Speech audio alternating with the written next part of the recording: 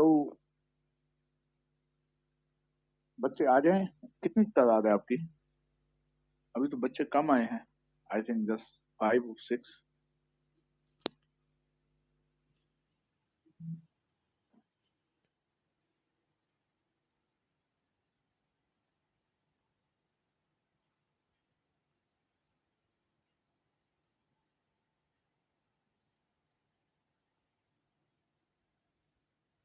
तो last time क्या पढ़ा है ये बताएं।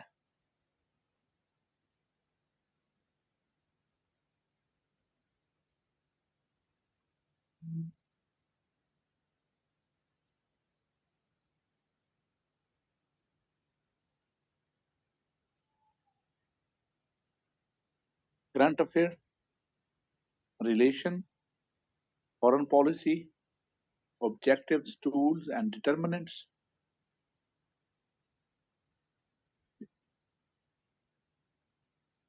तो आज हमने डिटर्मिनेंट्स पढ़ने हैं।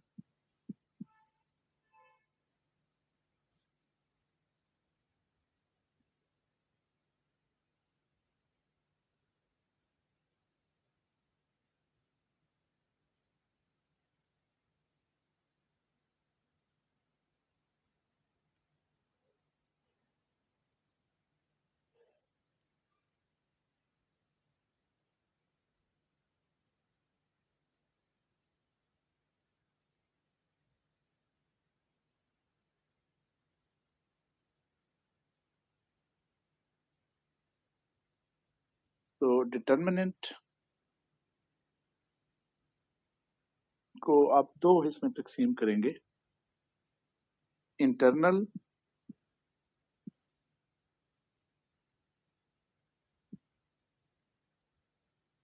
And external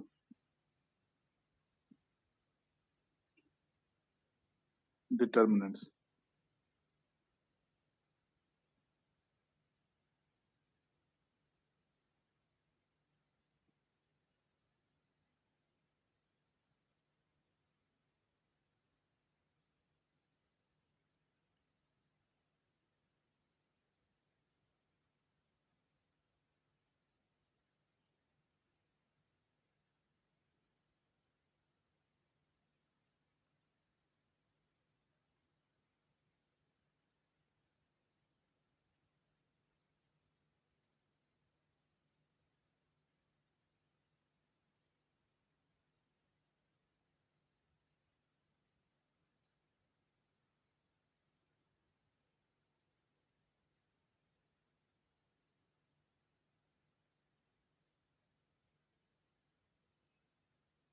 internal and external determinants, right?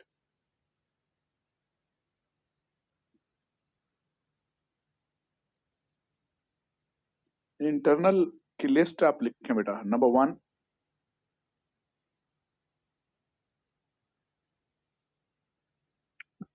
History.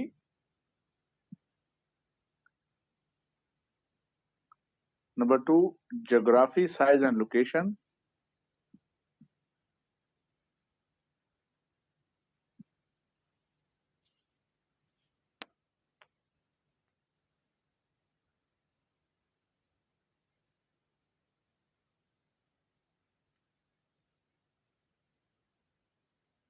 History, geography, size and location. Military power,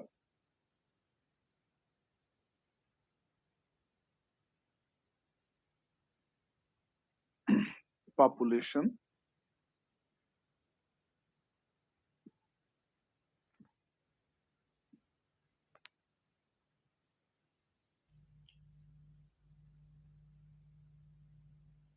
economic growth and development,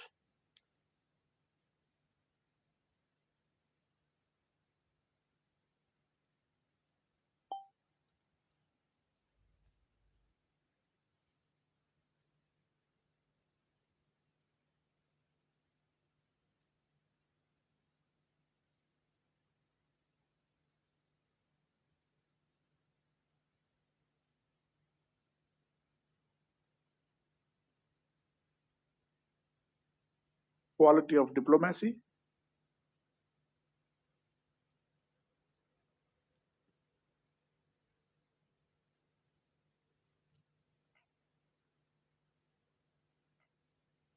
leadership and ideology,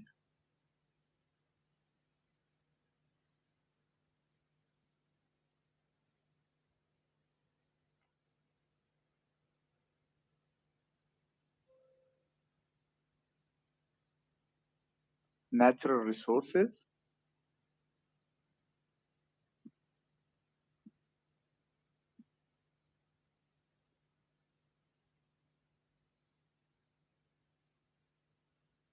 think tanks and media,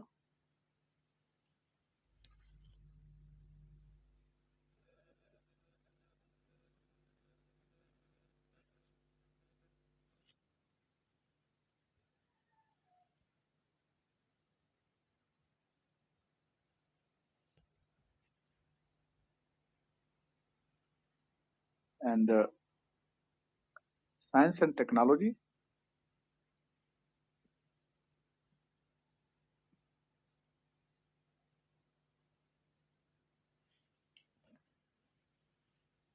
and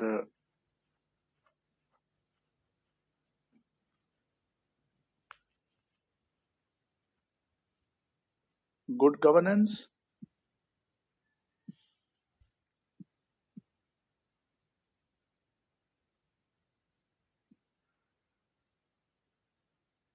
जी बेटा, हो गया?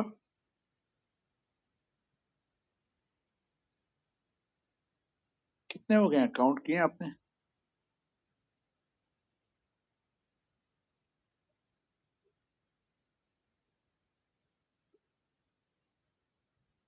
जी, ठीक हो गए।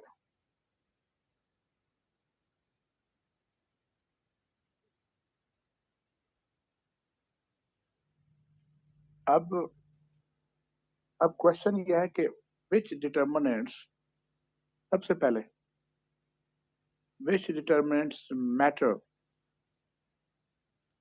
in foreign policy of Pakistan. So important determinants for the foreign policy of Pakistan.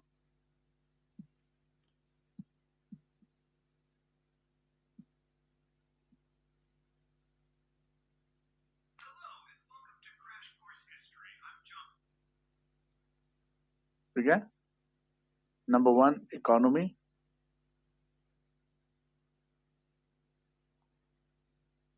I think your NS is circulating around your economy. So your priority is your economy.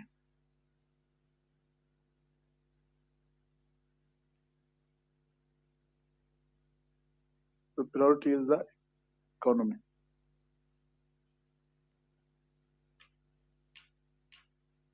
And according to the history of the state, imperialism, you will see that economic remain ultimate goal for the states. You know, as colonial period started, economic was the goal for colonial period. That's why European countries started making colonies. They wanted to exploit the resources of other and to make their economies stronger. Because there was a concept in Europe, they will be stronger politically if they are stronger economically. So economic strength will give political strength. And to maximization their power, they actually collect the economic resources. They plundered the resources, money, material from the colonies, and they went into the race of mercantilism, race of maximization of power.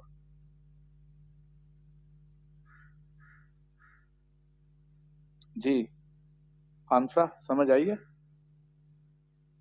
So if you want to make yourself stronger, powerful, you can do it by economic power. That is the real power.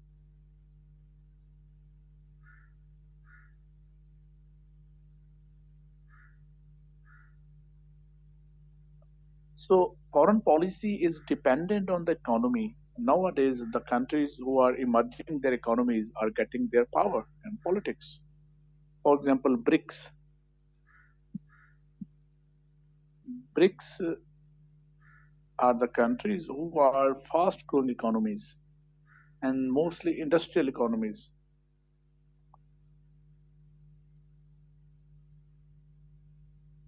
right?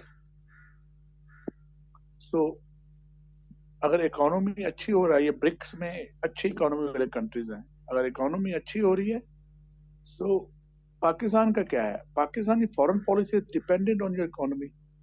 We shifted to IMF nowadays. We shifted to American bloc nowadays because of taking loans. It was our need. So economy become our dependency. We need political stability just to increase the economic measures, economic standards, just to get economic stability. And your relation with China connected with the economy. China has invested CPEC here, and that will grow to your economy. That will give growth to your economy, right? So your relation and your foreign policy is working to secure your economy further, better.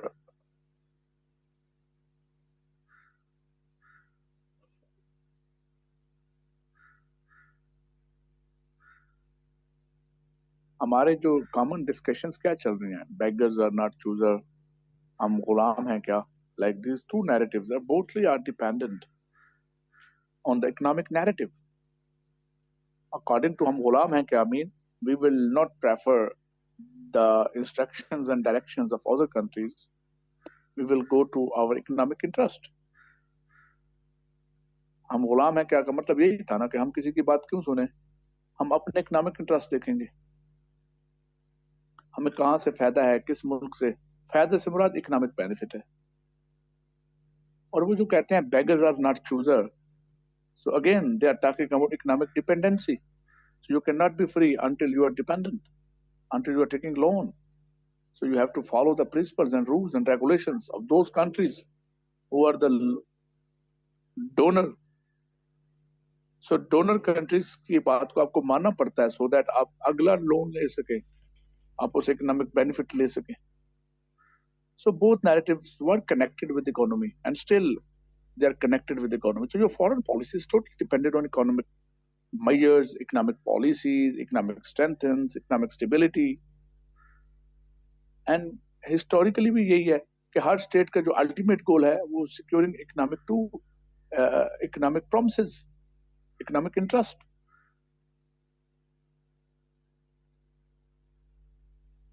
सो हमें भी जो सबसे important हमें impact कर रहा है वो क्या कर रहा है?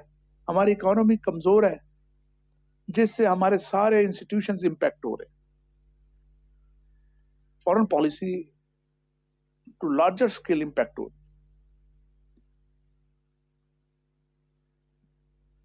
समझ आई है भाई? कहानी समझ आई है?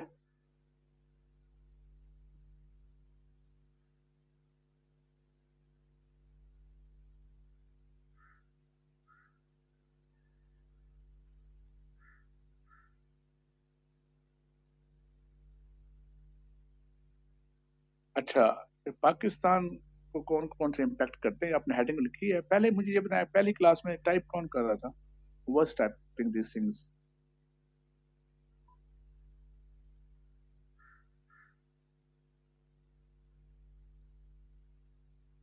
पहली क्लास में ये टाइप किया था किसी बच्चे ने? क्या स्क्रीन शेयर कर सकते हैं? कोई कर की थी किसी ने?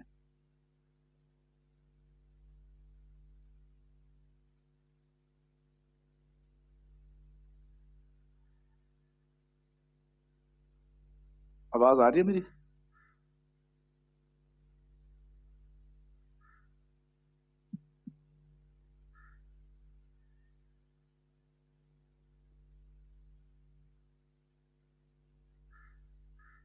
मेरी आवाज आ रही है आपको?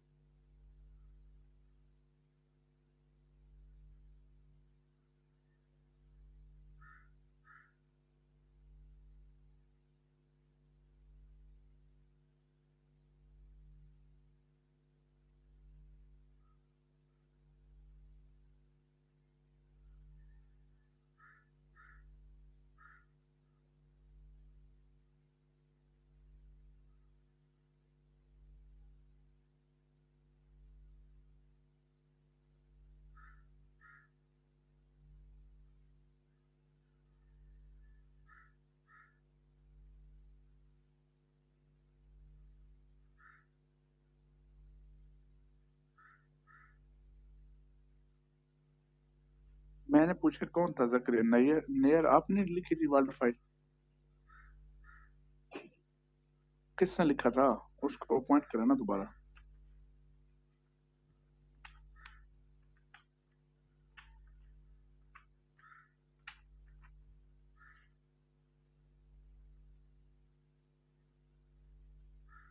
तो फिर दोबारा लिखो ना। ठीक है, तुम्हें वो दे देते हैं, और एक्सेस दे देना। स्क्रीन शेयर के एक्सेस दे दें जाकिर, नैयर जाकिर।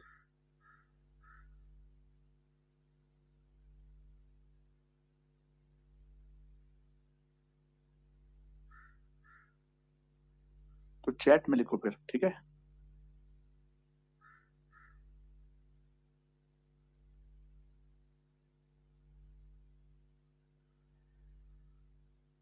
तुम्हें अलाउ कर दिया उसने, बिलाल कह रहे अलाउ कर दिया आपको कोऑर्डिनेटर ने, राइट?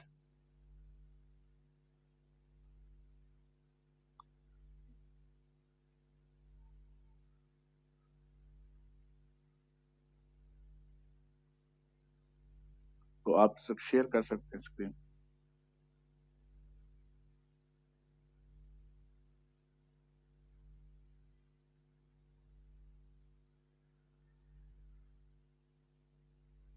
ठीक है, चैट में लिख लें, कोई इशू नहीं, चैट में लिखे और बाद में फाइल में दे दें इनको। साथ साथ पेस्ट करती जाइएगा ना। सो तो मैं बता रहा हूँ कि पाकिस्तान की फॉरेन पॉलिसी को कौन से फैक्टर ज्यादा इम्पैक्ट करते हैं। एक तो इकोनॉमी है, दूसरा क्या है आप बताएं? आई थिंक लोकेशन है जी। दूसरा क्या है? Location, size and location, mostly location matter करती है।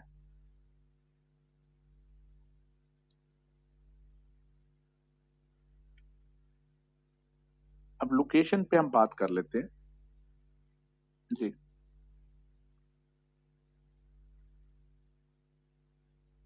As we studied from the beginning in early classes, I mean, in your background and basic classes, that Pakistan is located on very important location. My question is whether you are having good location, are you, or this location developed later on? For example, in 1947, you were having a location of East Pakistan and West Pakistan. The country was divided into two parts, and in between we were having 7 times greater enemy, India, and we were having no way, no route to reach our East Pakistan until we crossed more than 1,000 nautical mile water territory to reach our East Pakistan.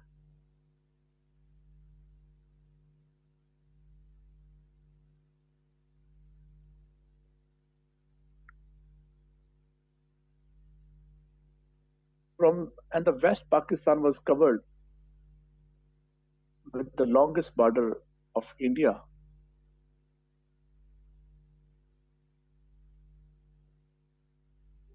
From the east side, and from the west side, Afghanistan was not recognizing Pakistani border during line as international border. So we were sandwiched between Pakistan, between India and Afghanistan. Both rivals do not want the existence of Pakistan.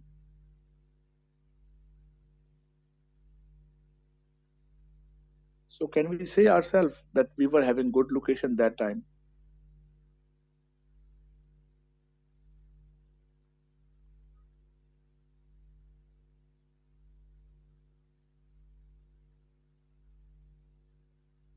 Can we propose that we were having good location that time? It's my question. कोई जवाब दे दो मट्टी की दीवारों.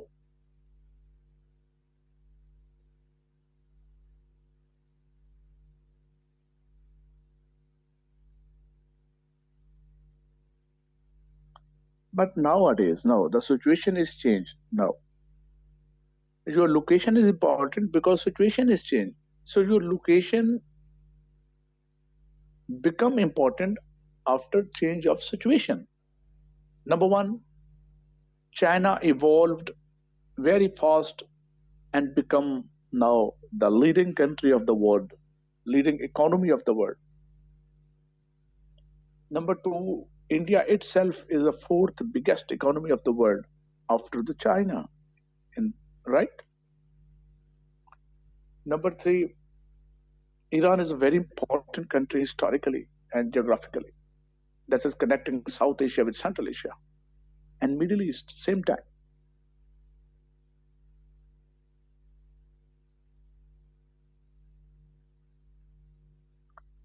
And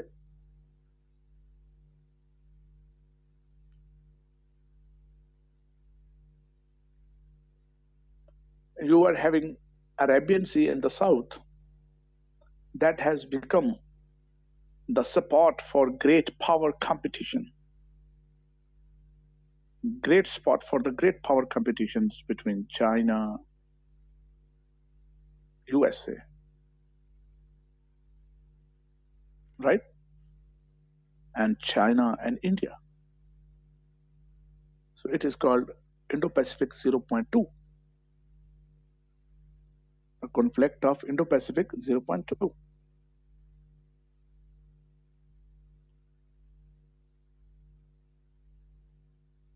And through this Arabian Sea, you are connected with Arabian Peninsula.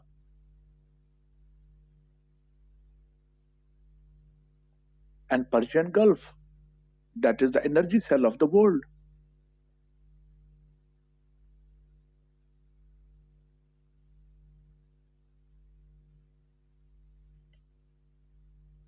So if you talk about the region, South Asia, you're very, very important country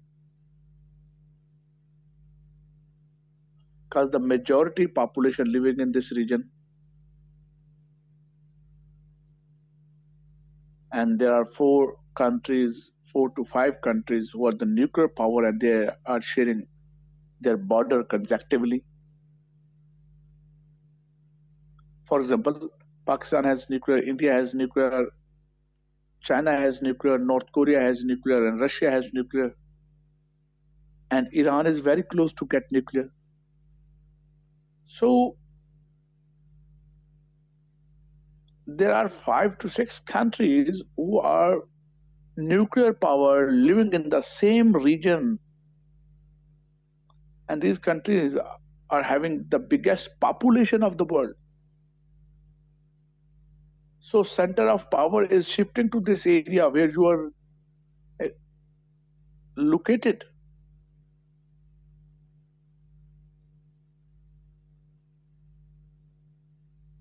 You are in between two economic power, India and China.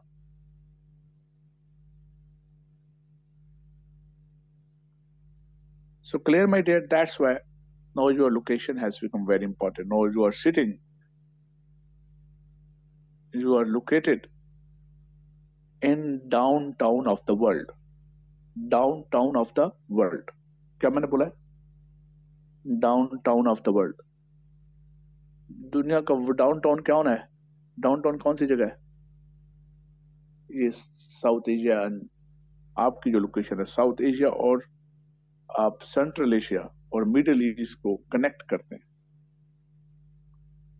Your cross road for middle east, for central Asia, for south Asia.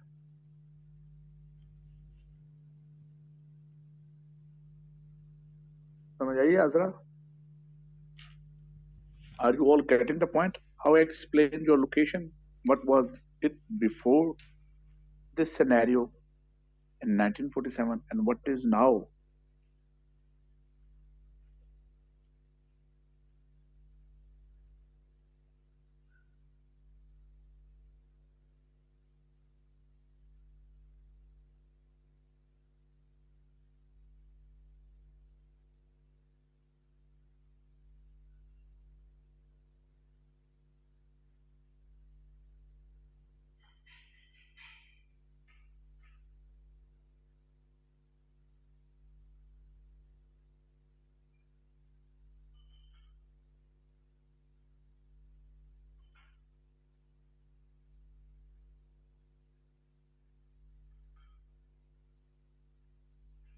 समझ गए?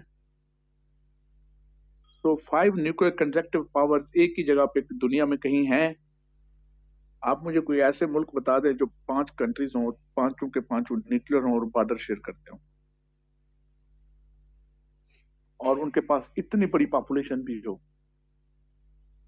Russia size में सबसे बड़ा country है, India population में सबसे बड़ा country है, चाइना इकोनॉमी और इकोनॉमिक ग्रोथ में सबसे बड़ा कंट्री है,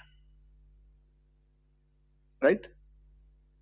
इसके बाद पाकिस्तान एक न्यूक्लियर कंट्री है, इस्लामिक न्यूक्लियर कंट्री है ओनली।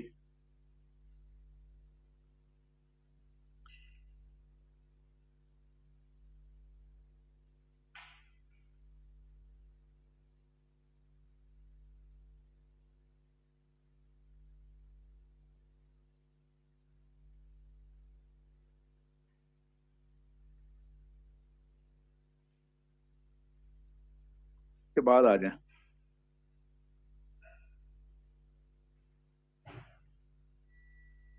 दूसरे मैटर। तो ये मैटर करती है, लोकेशन आपकी फॉरेन पॉलिसी में मैटर करती है। You are important for America, you are important for China.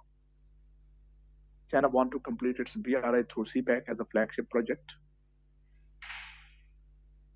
China want to complete CPEC as a flagship project of BRI, and you are providing alternates. You are providing an excellent and effective alternate of South China Sea route to China.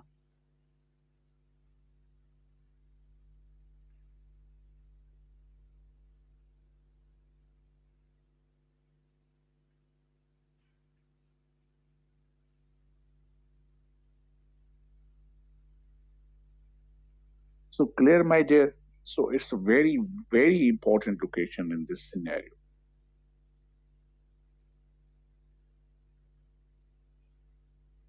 So America do not want you to lose. America do not want to lose. China has made you a strategic partner, and Islamic countries idealize you as the strongest army and only Islamic nuclear power. ये बातें ऐसे लिखनी है, अगर issue हो तो मैं थोड़ा स्लो हो जाऊंगा, राइट? सो ये आपको मैं बता रहा हूँ कि आप इंपॉर्टेंट किस तरह हो गए हैं।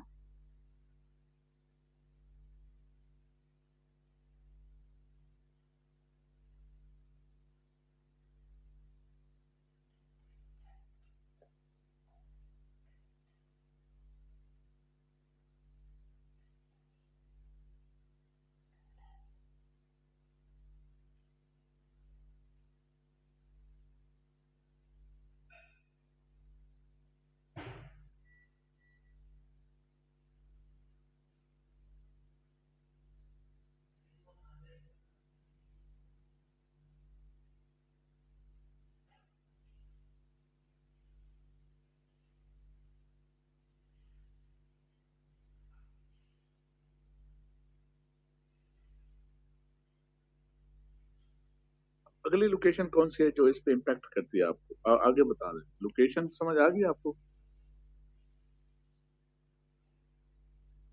और क्या इम्पैक्ट करता है?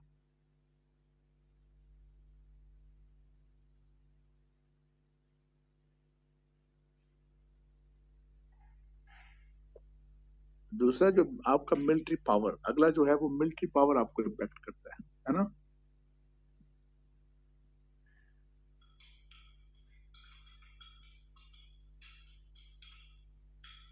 अगर आपकी मिलिट्री पावर स्ट्रांग है, that is respect you and mostly take favor from you for the security issues, or just like you supported Saudi Arabia, UAE, and even Qatar on their security issues many times and sent troops as they were needing your troops. Whenever they were in need of your troops, you helped them and bailed them out. from their security issues. The Pakistani Air Force is helping Saudi's Air Force. Pakistani Air Force operated Saudi Air Force, Jordan Air Force, and Syrian Air Force in Arab-Israel wars.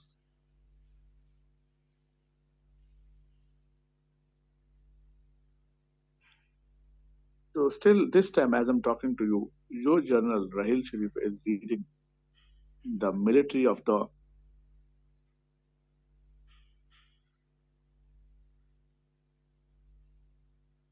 Islamic countries in Saudi Arabia,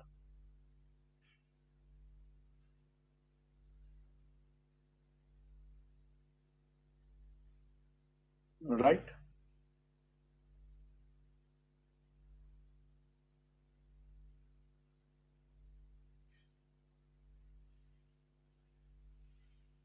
next point क्या है बेटा?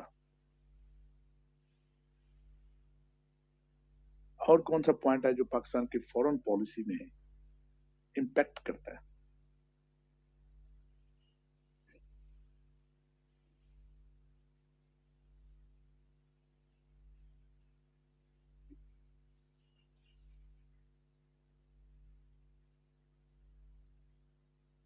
Nayyar general Raheel शरीफ क्या lead कर रहे हैं ना मुस्लिम army को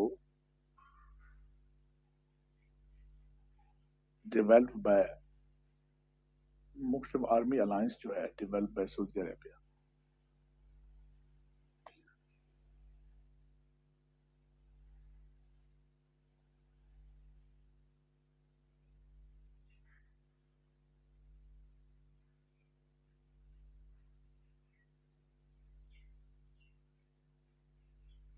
इसके अलावा मैंने आपको अरब इसराइल वॉर में पाकिस्तानी एयरफोर्स ने ऑपरेट किया है सीरियन एयरफोर्स को. सऊदी अरब यमन वॉर में 1970s में पाकिस्तानी फोर्सेस ने ऑपरेट किया है एयरफोर्स ने सऊदी एयरफोर्स को.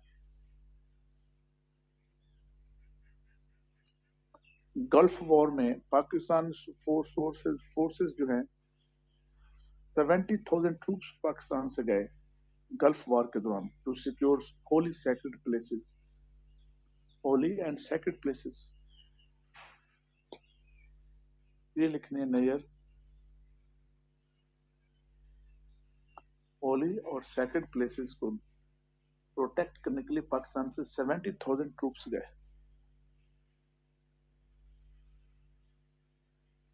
और उनको हमने नाम दिया खादमैन खादमीन शर्फ खादमैन हरम हरमैन शर्फ.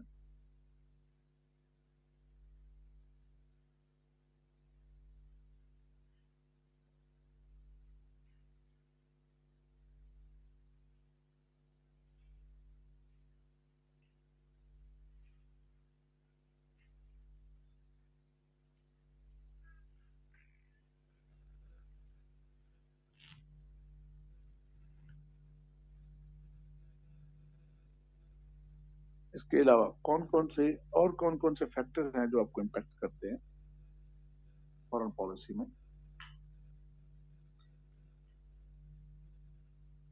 लीडरशिप एंड आइडियोलॉजी क्या ख्याल है आपको इम्पैक्ट करता है?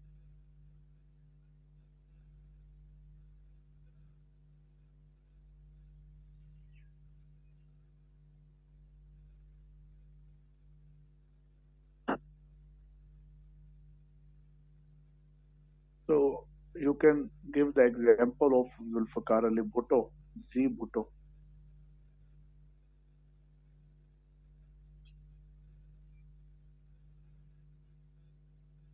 और आप मुजीबुर रहमान के एग्जांपल भी दे सकते हैं कि एक लीडर ने किस तरह पोर्ट्रे किया और भुट्टो ने किस तरह पोर्ट्रे किया as portray to Pakistan as a leading country in Islamic world.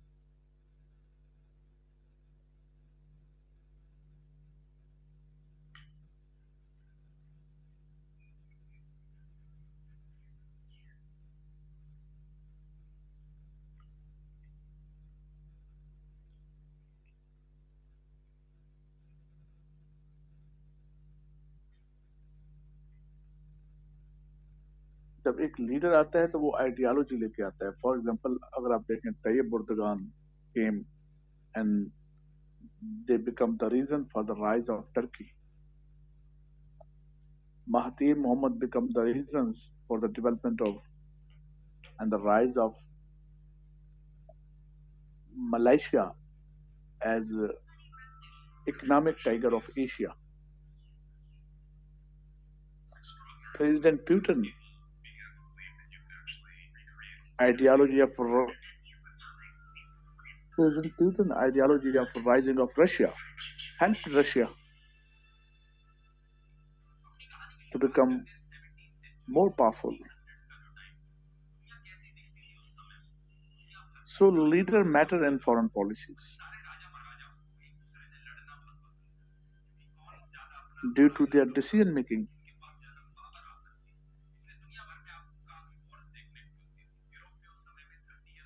So clear? So leader shape the foreign policy. Leader identify the foreign policy. Leader define the foreign policy. And sometimes leader design the foreign policy.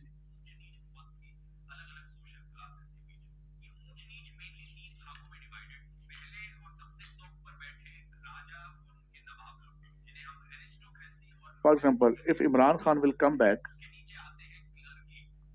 what do you think? What will happen?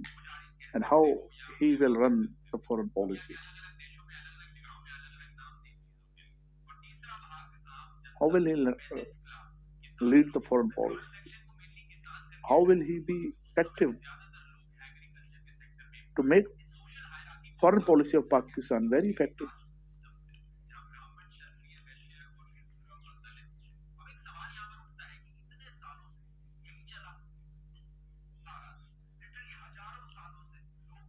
So clear, my dear? Leader matter, and there's a lot of examples for that. As I've mentioned you, last 3-4 examples. Nayyar ये लिखनी है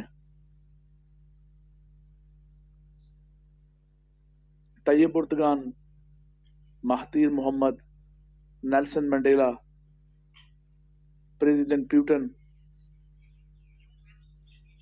इन्होंने अपने अपने countries की foreign policy को effective कर दिए.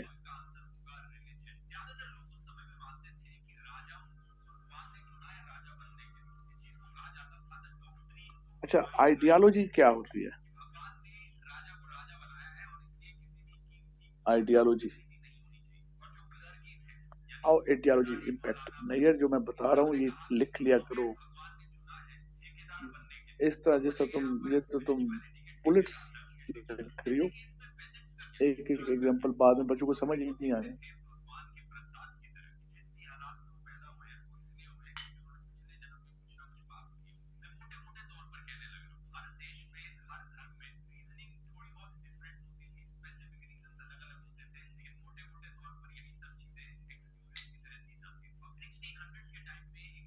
बुराई साहब बाद में आपको लिख देगा ये, बाद में ये बस उसमें आ जाएंगे.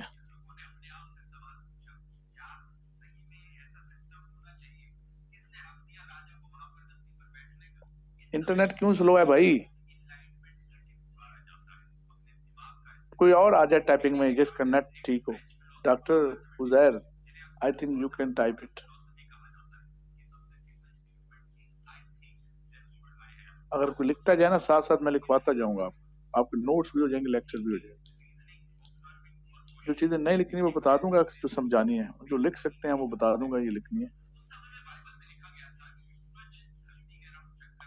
तो हम बात क्या कर रहे थे कि लीडर तो इम्पैक्ट करता है, लीडर इम्पैक्ट करता है फॉरेन पॉलिसी को, ठीक है. लेकिन क्या आइडियोलॉजी भी इम्पैक्ट करती है फॉरेन पॉलिसी को?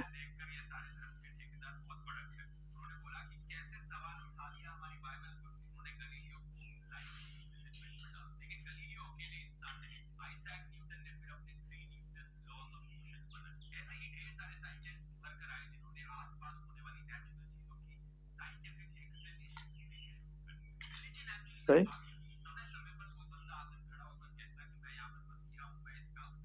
हाँ ठीक है, मारिया ने लिख दिया तफसील में. हम बात क्या कर रहे थे, आइडियोलॉजी की भी अगर बात करें तो आइडियोलॉजी भी फर्क डालती है. For example Talibanisation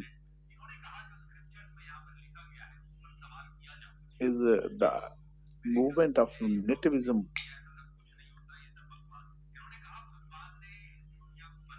Talibanization is a movement of nativism.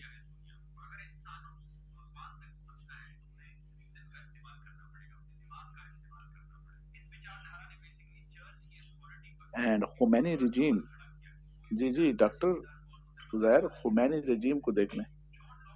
Khomeini came and they changed their foreign policy that was led by Raza Pahlavi in Iran.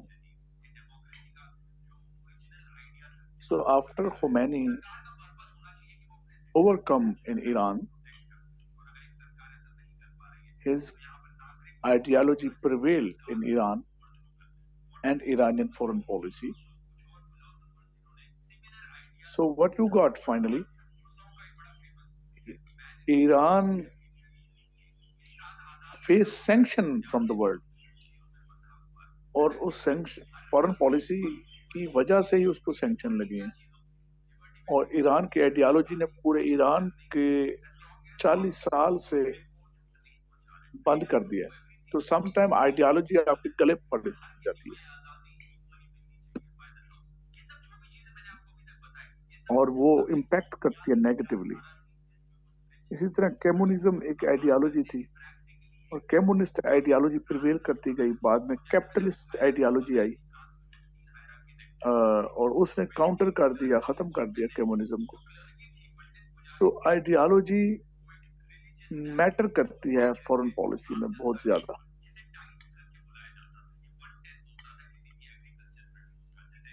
Doctor Umair समझ आइए जहर.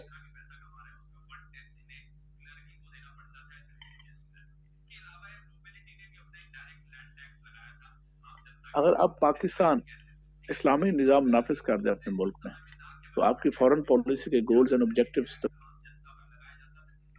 तब्दील होंगे कि नहीं होंगे?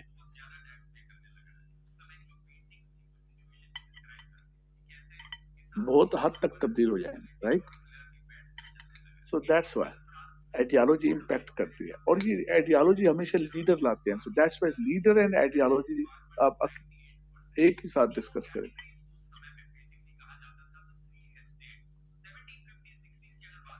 अब आते हैं नेचुरल रिसोर्सेज.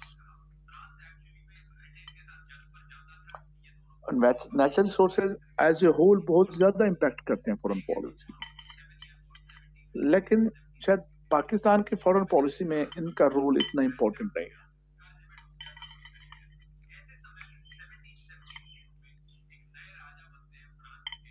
अगर आप इसको कनेक्ट करना चाहते हैं लोकेशन के साथ तो वो फिर ठीक है. Natural location itself is a natural source. जो गवादर, देन वाटर, अरेबियन सी, ये भी तो वाटर भी एक नेचुरल रिसोर्स है, ज्योग्राफी एक नेचुरल रिसोर्स है. तो अगर आप इस कॉन्टेक्स्ट में बात करेंगे तो फिर तो ठीक है. लेकिन अगर आप नेचुरल रिसोर्स के को आप अगर लेके जाते हैं माइनिंग के अंदर, आप लेके जाते हैं मिनरल्स के अंदर, आप लेके जाते हैं एनर्जी से कनेक्ट करते हैं हाइड्रोकार्बन से.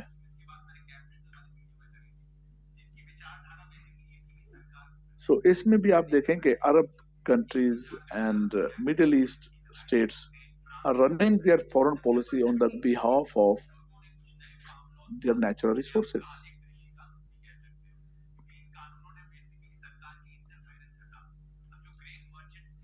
Qatar is a very important country and considered one of the soft state, having soft image.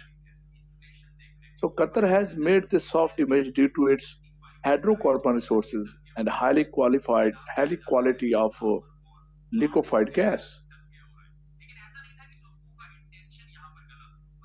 So Qatar की सारी इंपॉर्टेंस उसके नेचुरल रिसोर्सेज की वजह से है.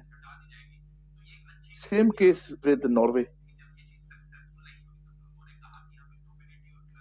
Same case with Saudi Arabia.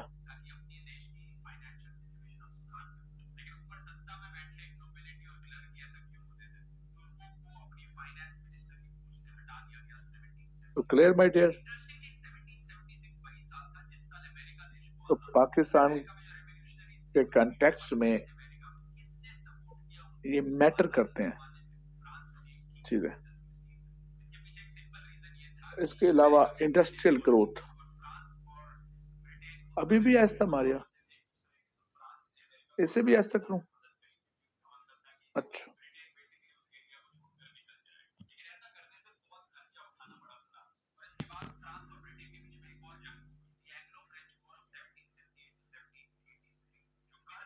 तो सिंपल बात क्या है, अभी सिंपल बात यह है कि इंटरनल डिटर्मिनेंट्स इंपॉर्टेंट हैं as a whole.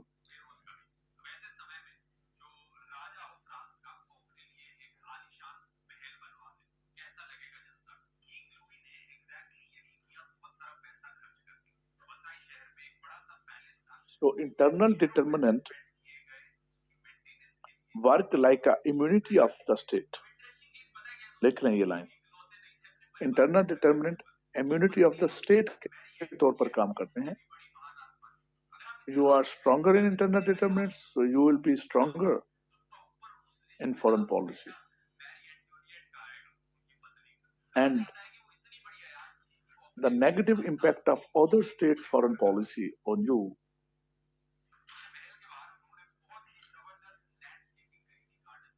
will not be effective against you. So दूसरी फॉरेन पॉलिसीज का नेगेटिव इम्पैक्ट आप पर नहीं पड़ेगा because you are strong in your internal determinants.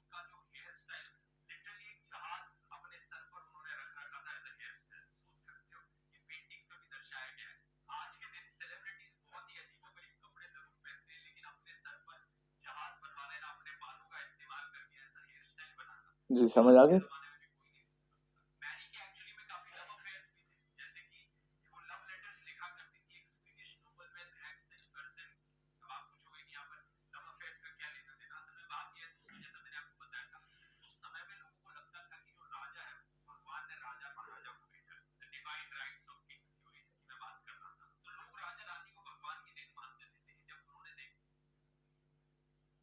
तो यहां तक समझ आ गया।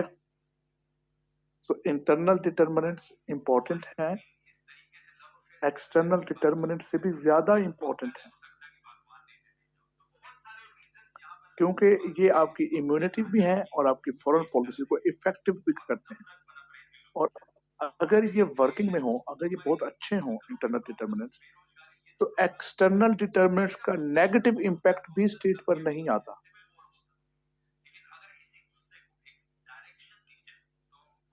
So internal determinants are directly proportional to the effectiveness of your foreign policy.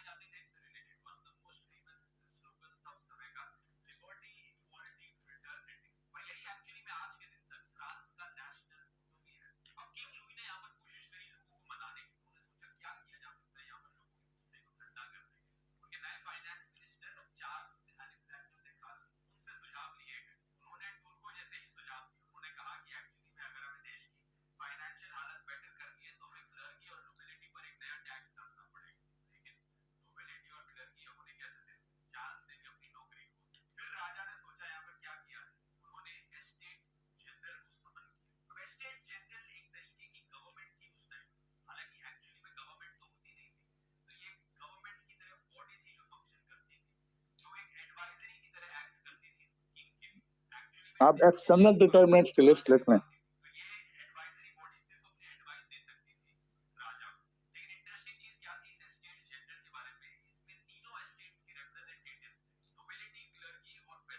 Number 1, international law.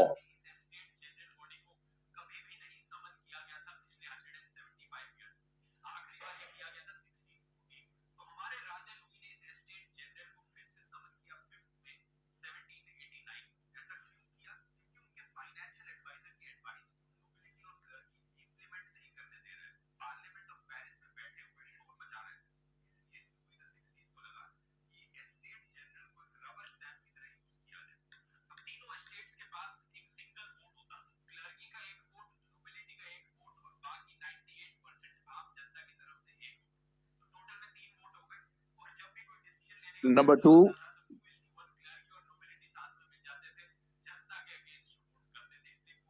world public opinion.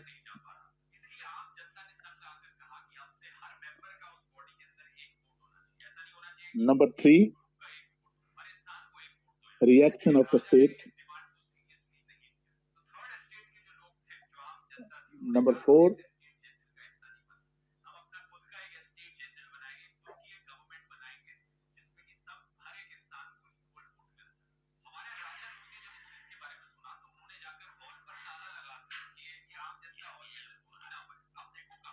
non-state actor.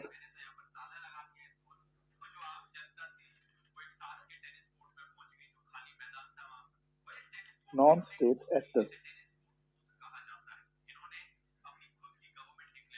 Clear?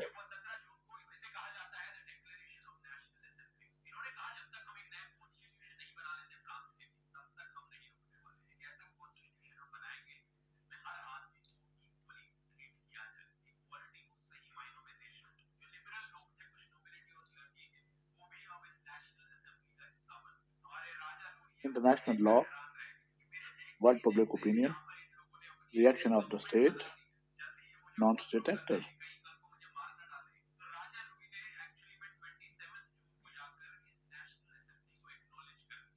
World public opinion.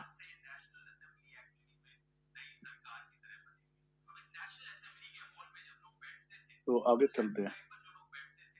अब international law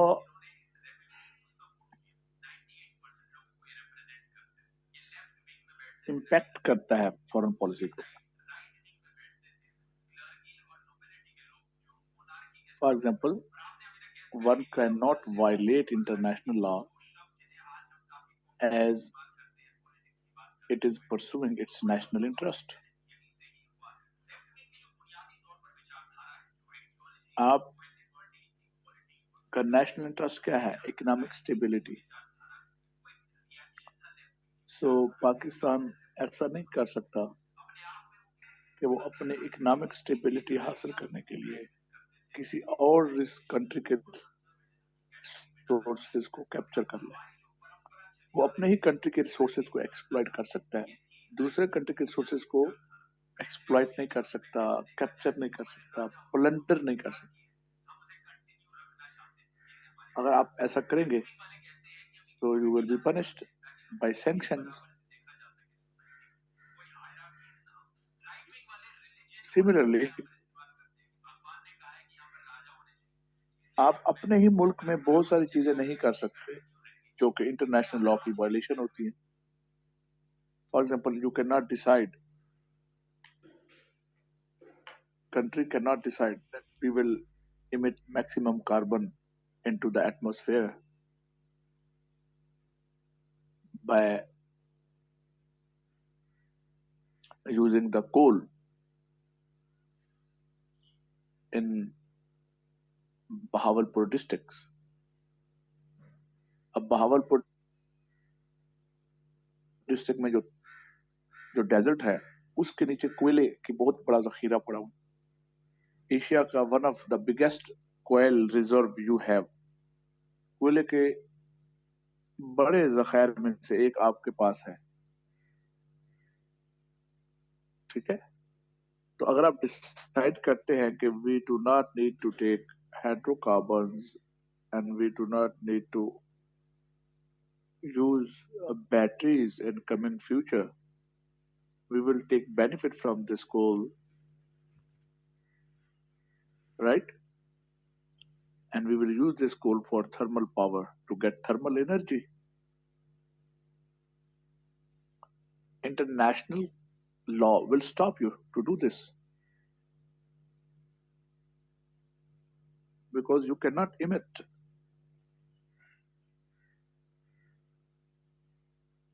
hydrocarbons into the atmosphere more than the quota that you have, that is given to you. आप एक certain Kota से ज्यादा carbon emit नहीं कर सकते हवा में। इससे अगर आप एयर पोल्यूशन करेंगे, ग्लोबल वार्मिंग की रीजन बनेगी और आपको दुनिया सैंक्शन कर देगी। आपको दुनिया, इवन वो कंपनियां जो ये काम करेंगी, उनको भी सैंक्शन कर दिया जाए।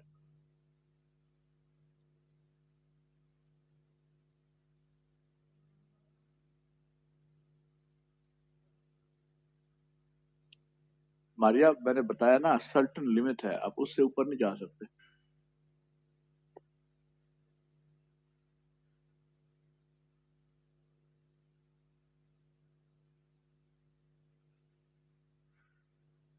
Clear my dear?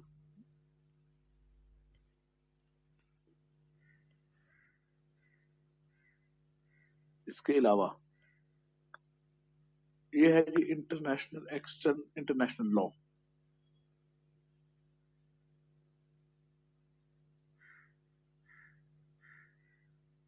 अब अच्छा, अभी you can not do trade, you can not do agreement with Iran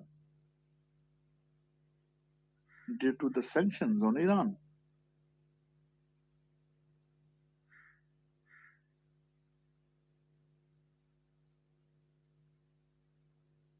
अब अगर आप ईरान के साथ मामलात करेंगे, so you will violate international law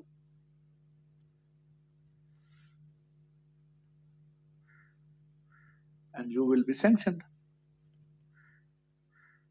For example, Iran gas pipeline. You are not able to take cheaper oil and cheaper gas from Iran.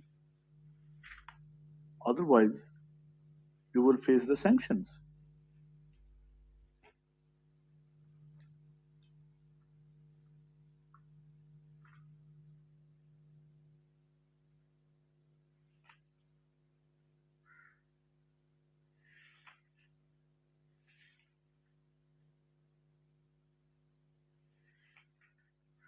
You have nuclear power, but you cannot provide nuclear power and even technical support to this issue to the other countries because you will violate international law.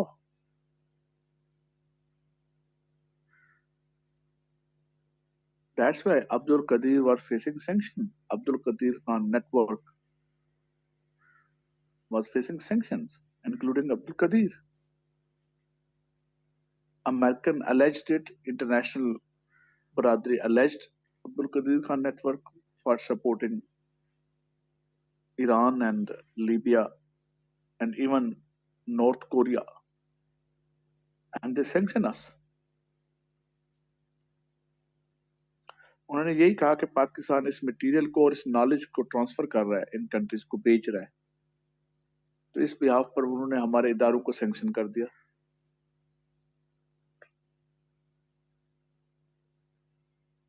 So you got the point. आप Iran से gas क्यों नहीं ले सकते? आप Iran से तेल क्यों नहीं ले सकते? बताइए। International law.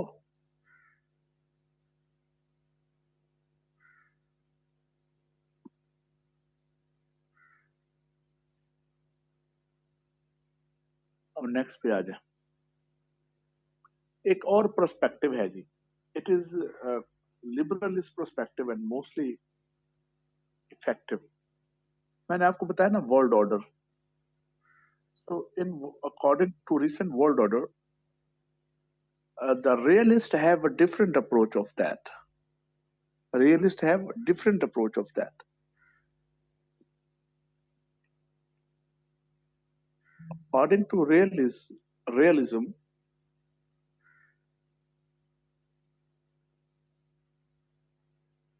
these all international rules and regulations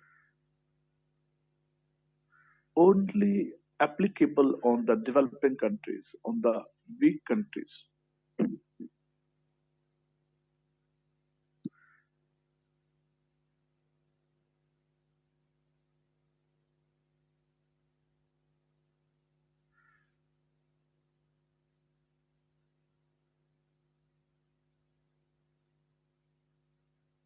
Stronger countries do not care for these sanctions. For example, Iran and China having a relation and investing in each other, China having deals with Iran, China facing sanctions but have no impact on the foreign policy.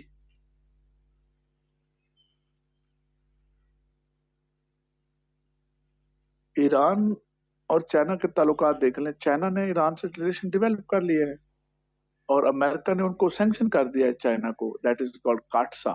कौन सी sanction लगी हुई है Maria? काटसा, काटसा sanctions लगी हुई है।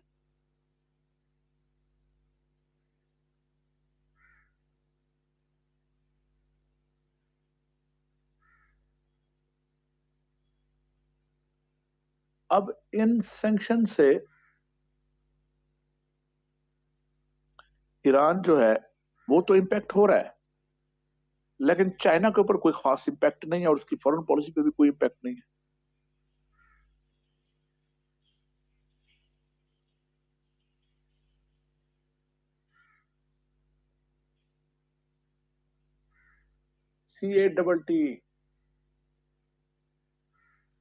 CATTSA, काटसा।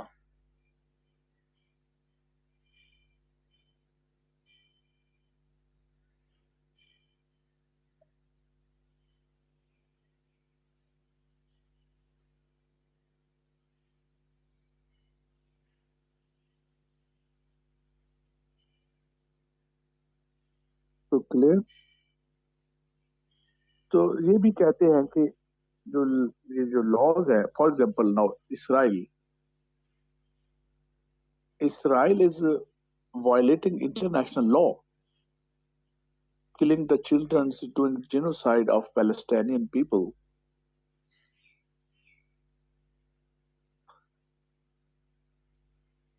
But you will see there are no sanctions on Iran. Sorry, there's no sanctions on Israel.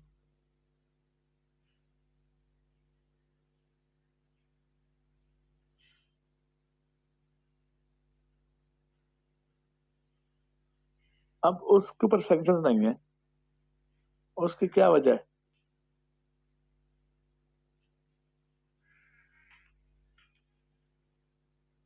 अच्छा, एक इसके ऊपर ये भी लिख रहे हैं कलेक्टिव अलायंसेस, एक नंबर मैंने आपको बताया ना, 4 है, 5वां लिख रहे हैं कलेक्टिव अलायंसेस एक्सटर्नल डिटर्मिनेंट में।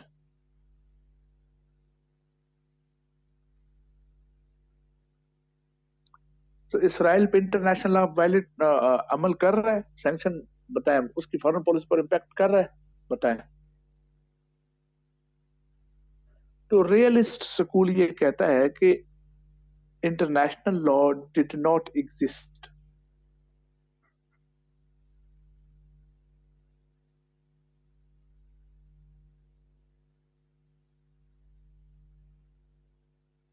International law did not exist, ये उनका थॉट है।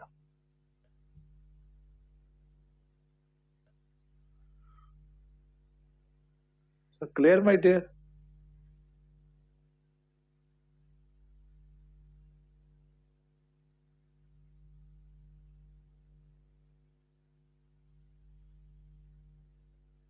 ये सिर्फ कमजोरों के खिलाफ लॉ है, ये सिर्फ डेवलपिंग कंट्रीज के खिलाफ लॉ है। तो यहाँ क्या होता है, might is right.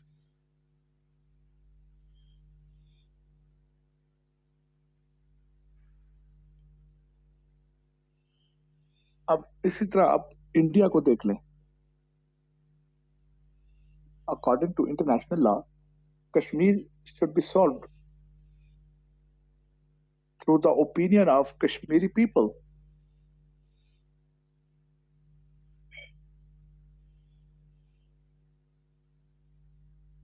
through plebiscite, through the rule of determinant.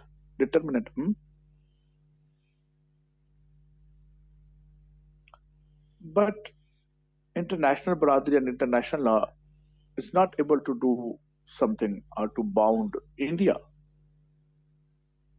to settle Kashmir or to slender Kashmir according to the opinion of Kashmiri people.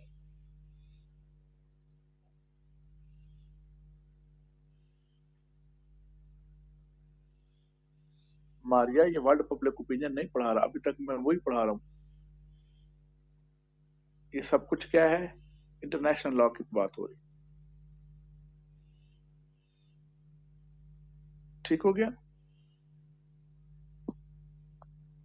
तो कश्मीर का मसला हल क्यों नहीं हो रहा अगर इंटरनेशनल लॉ इम्पैक्ट करता है?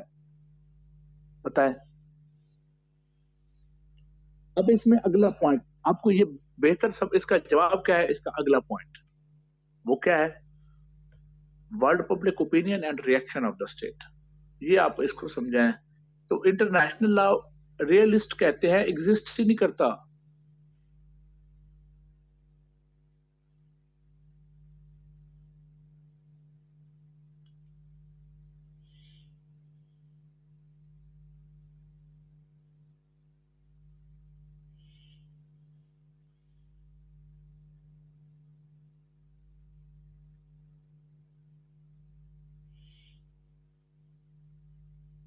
ठीक है, इसराइल की एग्जांपल भी दी है मैंने मारिया, और इंडिया की एग्जांपल भी दिया, China, Israel and India.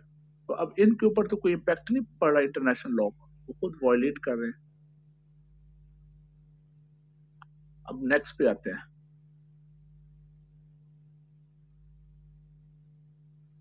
World public opinion, अच्छे इसी एग्जांपल को ले लेते हैं, इसराइल की एग्जांपल दोबारा ले लें। World public opinion is against the Israel and getting worse against Israel. हाँ, अभी सेक्रेटरी, यूनाइटेड नेशन के जो सेक्रेटरी हैं, यूनाइटेड नेशन के जनरल सेक्रेटरी ने कहा है कि मेरा सबसे नापसंदीदा मुल्क दुनिया में इसराइल है।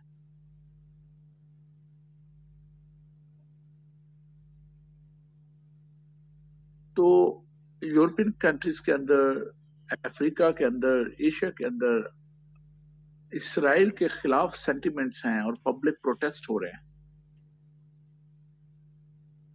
Am I right? But world public opinion is not able to shape the foreign policy of the other states. It is doing a very slight impact and very slow impact.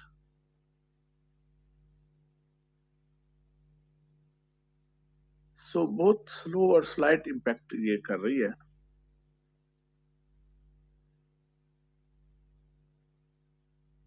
लेकिन there is no effective impact on the foreign policy of the countries, even on the Israel. World public opinion Israel पे कोई impact डाल रही है क्या? उसने अपने हमले रोके हैं?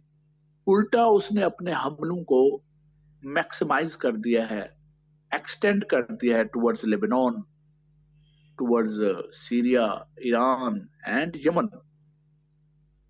वो इसराइल फलस्तीन के ऊपर हमला कर रहा था, हमास को टारगेट कर रहा था, उसके बाद उसने क्या किया? जैसे ही वर्ल्ड पब्लिक ओपिनियन बढ़ती गई इसराइल के खिलाफ, इसराइल ने अपने दायरा को भी, अपने सर्कल ऑफ इन्फ्लुएंस को, सर्कल ऑफ वार को भी बढ़ाना शुरू कर दिया। राइट? तो उसका इम्पैक्ट तो कोई नहीं पड़ा, बल्कि मैक्सिमाइज हो गई, मल्टीप्लाई हो गई Wars.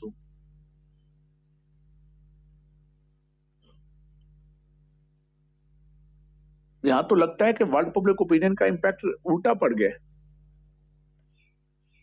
So clear my dear? तो ये है एक्चुअल बात। अब जी क्या वजह है जी? फिर हमने इसको world public opinion can not impact, आखिरी अहम बात लिखनी हमारी ये वाली जो मैं बता रहा हूं। World public opinion can not impact, can not effect until state change their behavior, their stance, their reaction. So world public opinion has no matter until, yes, world public opinion actually help the states or pressurize the states to change their reactions. World public opinion मुख्तलिफ states को मजबूर करती हैं कि वो अपना stance बदलें। अब फलस्तीन के इशू के ऊपर देख लें आप।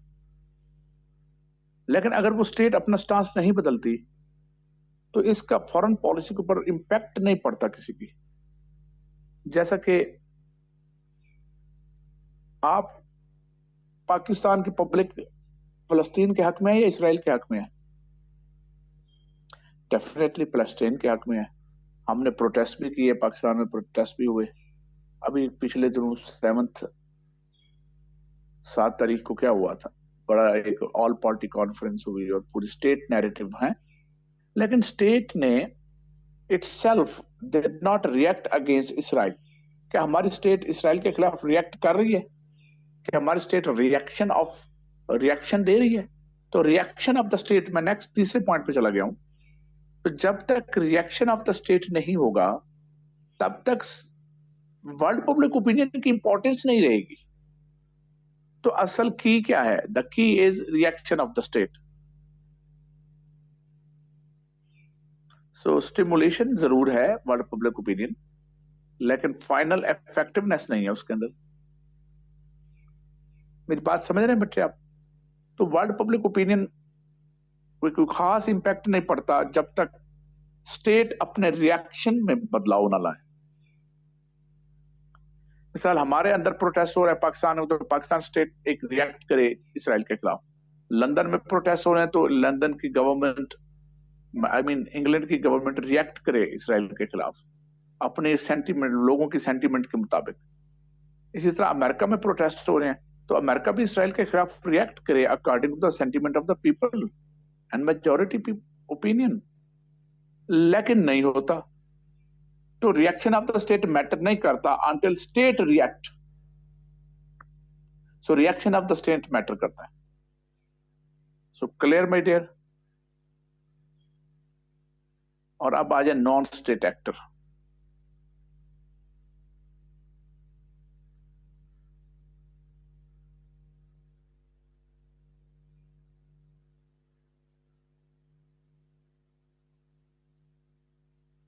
नॉन स्टेट एक्टर क्या बेटा?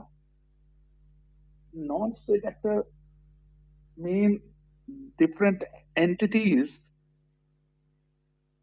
different entities that are not owned by any state.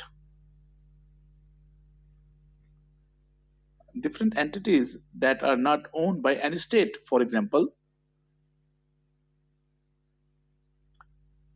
pressure groups, terrorist organizations, non-government organizations, NGOs, multinational companies, MNCs, multinational companies, multi-cooperative companies, and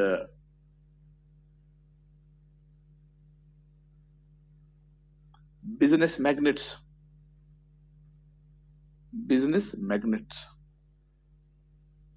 social media. These are non-state actors.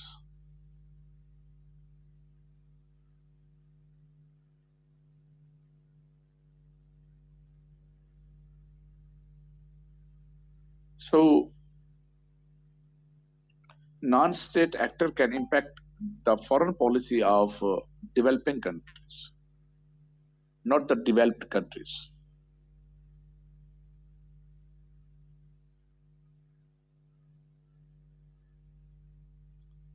For example, Pakistan will not recognize Afghanistan Taliban regime until Taliban will conduct meaningful operation against TTP.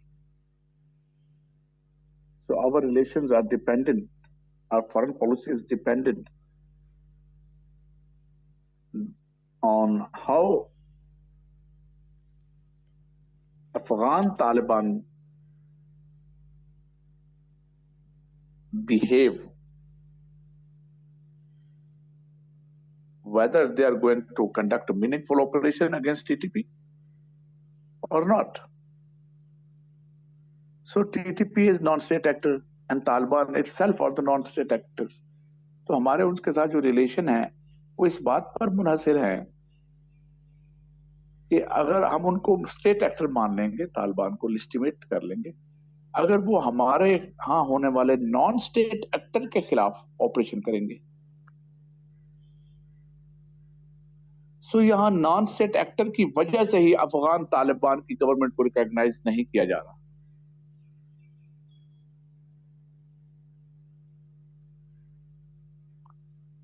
Al Qaeda की वजह से America के तालिबान से relation खराब हुए और 9/11 के बाद वॉर ऑन टेरर स्टार्ट की गई। So Al Qaeda become the reason for the change in foreign policy in Afghanistan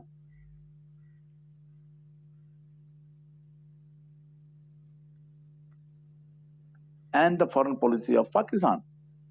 al Qaeda की वजह से हमारी भी फॉरेन पॉलिसी बदलनी पड़ी हमें। हमने तालिबान को रिकॉग्नाइज किया हुआ था, हमने उनकी रिकॉग्निशन को कैंसिल कर दिया और उनके खिलाफ अमेरिकन को लॉजिस्टिक सपोर्ट दी in war on terror. So clear my dear.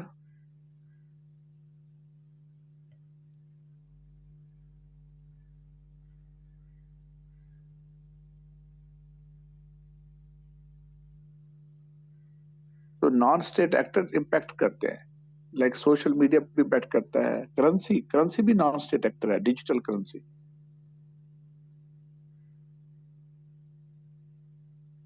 सो ठीक है बेटा, अभी ब्रेक करते हैं, 15 मिनट पे आएंगे, ठीक है, 4:15 पे, और उसके बाद हम नया टॉपिक शुरू करेंगे।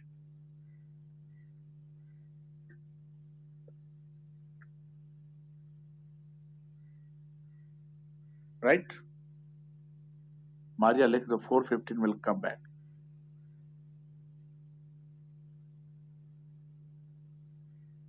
4:15 4:15 राइट।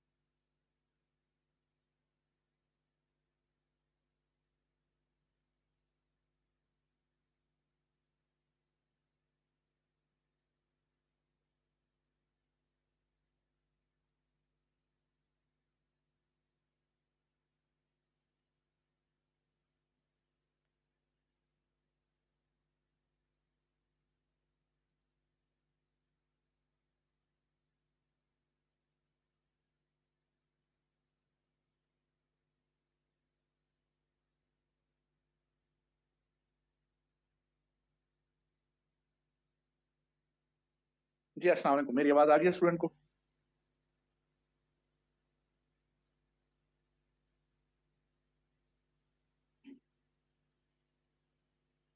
अच्छा यार, वो नमाज का इशू चल रहा था ना, हमने ब्रेक बड़े गलत टाइम पे कर दिया बच्चों, है ना? तो अजान और नमाज का प्रोसेस शुरू हो जाता है ना इस वक्त, तो लेट इसलिए हो गया है। समझ आइए मेरी बात? सो हमें ब्रेक करनी चाहिए थी 4:15 पे।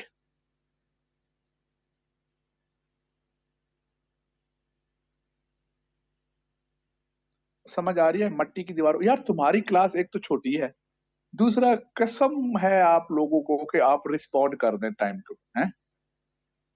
उंगलियां हिला लिया करो, कुछ नहीं होता भाई। नहीं तो 1 मिनट करते हैं, कोऑर्डिनेटर इनका माइक ऑन करो सबका। ये तो छोटी क्लास है ना, कोऑर्डिनेटर माइक ऑन दे, माइक दे इनको।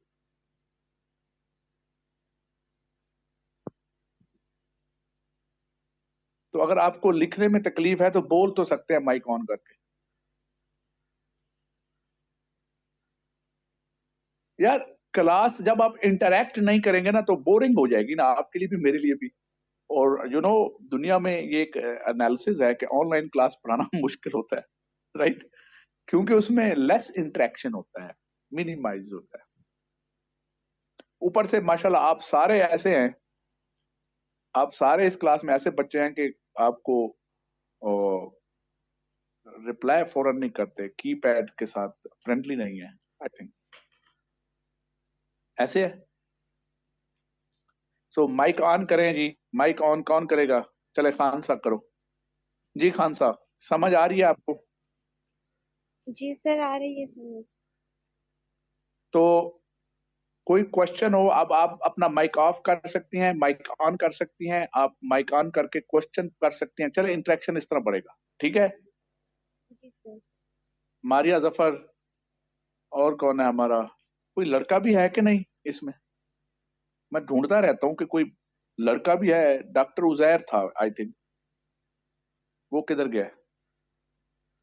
Uzair, where the hell are you? हैं?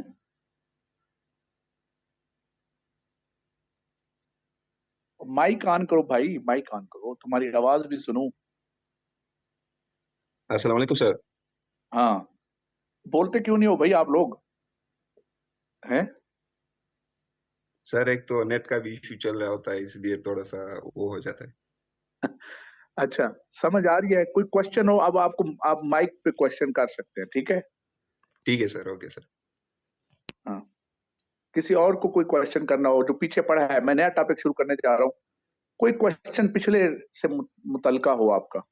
हमने फॉरेन पॉलिसी कंक्लूड कर दी है, तो क्वेश्चन पूछ लें क्योंकि इंपॉर्टेंट टॉपिक था जो हमने कंक्लूड किया है। किसी का कोई क्वेश्चन हो आप मुझसे पूछ सकते हैं, ठीक है? या फिर गो हेड करें।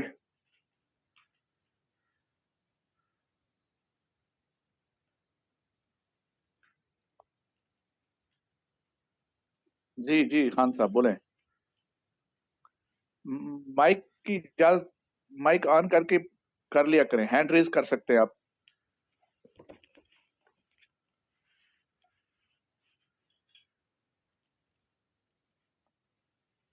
तो आज हम पढ़ जा रहे हैं Pakistan, China and India relation. अस्सलाम वालेकुम सर। जी सर कलेक्टिव अलायंसेस वाले में क्या आएगा? अच्छा, हिंट दे वो रह दीजिएगा। गया है, हाँ जी। कलेक्टिव अलायंसेस रह गया, वेरी गुड। कलेक्टिव अलायंसेस में आएगा बेटा, जो हमारे दुनिया में आपने देखा है ग्लोबल अफेयर्स के अंदर, there are different alliances in the world. First first example आपको देता हूँ, वर्ल्ड वॉर हुई तो उसमें कोई मल्टीपल कंट्रीज लड़ रहे थे, और उसमें जी सर।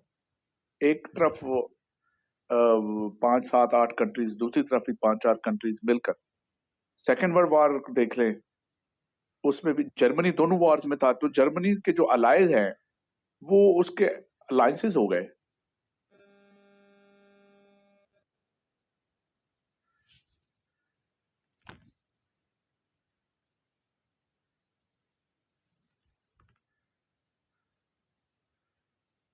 याद है आपको? उसमें उन कलेक्टिव अलायंस क्या था कि फर्स्ट वर्ल्ड वॉर में ऑटोमन एम्पायर और जर्मन अलायंस रहे। सेकेंड वर्ल्ड वॉर में फिर वही अलायंस नहीं रहे, फिर वो टूट गया सेकेंड वर्ल्ड वॉर में जो अलायंस था। तो आपको याद होगा एक टर्म यूज हुई एक उसे हम कहते थे अलाइज, और एक टर्म होती थी axle, axis, axis of power, और एक होता था अलाइज। तो वर्ल्ड वॉर के अंदर ये दो टर्म्स यूज होती थी, ठीक है। अच्छा, बाद में ये तो जब स्टेट का कॉन्सेप्ट ये तब हुआ जब इंपायर्स थी। फर्स्ट वर्ल्ड वॉर तब हुई जब इंपायर्स के अलायंसेस हुआ करते थे। इंपायर्स के दौरान स्टेट का कॉन्सेप्ट था, लेकिन वो मॉडर्न स्टेट का कॉन्सेप्ट बाद में इमर्ज हुआ आफ्टर सेकेंड वर्ल्ड वॉर, जिसमें हम टोटली इंपीरियलिज्म से निकल गए, कॉलोनियलिज्म से निकल गए, मर्केंटलिज्म खत्म हो गया। तो हम आ गए नए इरा के अंदर जिसमें स्टेट टू स्टेट हम चल रहे हैं, जिसमें ये रूल खत्म हो गया कि आप जिस इलाके को फतह करेंगे वो जोरे बाजू पर वो आपका हक है उसके ऊपर। पहले ये कानून होता था एम्पायर्स के अंदर, अब ये नहीं है। अब ये है कि आपकी डिफाइंड बाउंड्रीज हैं, आपकी टेरिटरी है, डिफाइंड बाउंड्रीज हैं उसकी, ठीक है, और उसमें लोग रहते हैं, पीपल हैं, स्टेट का जो कॉन्सेप्ट है। और तीसरा उसके अंदर क्या है, उसकी सोवरेनिटी है। स्टेट में ये चीजें आती हैं, people, territory, sovereignty and government. तो अब ये इसे कहते हैं नेशन स्टेट का कॉन्सेप्ट, मॉडर्न स्टेट कॉन्सेप्ट। अब जब मॉडर्न स्टेट डेवलप हुई तो फिर इन्होंने अलायंसेस, कलेक्टिव अलायंसेस बनाना शुरू कर दिए। जैसे कि मैं आपको बताऊं, आप कह सकते हैं इस वक्त जो अलायंसेस हैं, पाकिस्तान और चाइना एक स्ट्रेटेजिक अलायंस में है, ठीक है। इसी तरह नेटो एक बहुत बड़ा अलायंस है, NATO, Northern Atlantic Treaty Organisation, ये एक सिक्योरिटी अलायंस है। इसी तरह अगर आप इसी के कंपेयर करेंगे तो एक वारसा अलायंस था, वारसा, जिसे नेटो के मुकाबले में डेवलप किया सोवियत यूनियन ने। बाद में वारसा कोलैप्स कर गया और अभी है सिस्टो, सिस्टो, CSTO, सिस्टो। इसका मतलब है कलेक्टिव सिक्योरिटी ट्रीटी ऑर्गेनाइजेशन। तो कुछ लोग इसको ना एज अ अजरा मजाक या अपने मेमोरी के लिए इसको कहते हैं Central Asian Security Treaty Organisation, क्योंकि इसमें सारे सेंट्रल एशियन कंट्रीज शामिल हैं सिस्टो के अंदर। अच्छा, तो नेटो भी एक सिक्योरिटी अलायंस है। अभी आपको, अब मैं इस्लामाबाद से एक लेक्चर ले रहा हूँ, फॉर एग्जांपल आपको पढ़ा रहा हूँ, तो इस्लामाबाद में कुछ दिनों बाद एक अलायंस का बहुत बड़ा समिट है, that is SCO, Shanghai Conference Organisation. तो बेसिकली ये एक economic alliance, joint economic alliance बनने जा रहा है G7 और G10 का मुकाबला करने के लिए। G10 वो भी इकोनॉमिक अलायंस था, अब G7 है, वो G10 भी है, G7 भी है, G20 दुनिया का सबसे बड़ा इकोनॉमिक अलायंस, वो अलायंस नहीं है G20, तो आप समझे ग्लोबल अफेयर है। तो समझा रही हैं आप, ये होते हैं सिक्योरिटी अलायंसेस, ये होते हैं अलायंसेस। अच्छा, पाकिस्तान स्ट्रेटेजिक अलायंस है चाइना का, इंडिया स्ट्रेटेजिक अलायंस है अमेरिका का। You got the point? तो ये जो अभी अभी जो इसराइल है, इसराइल के अलायंस में कौन आता है? UK, Germany, France and America.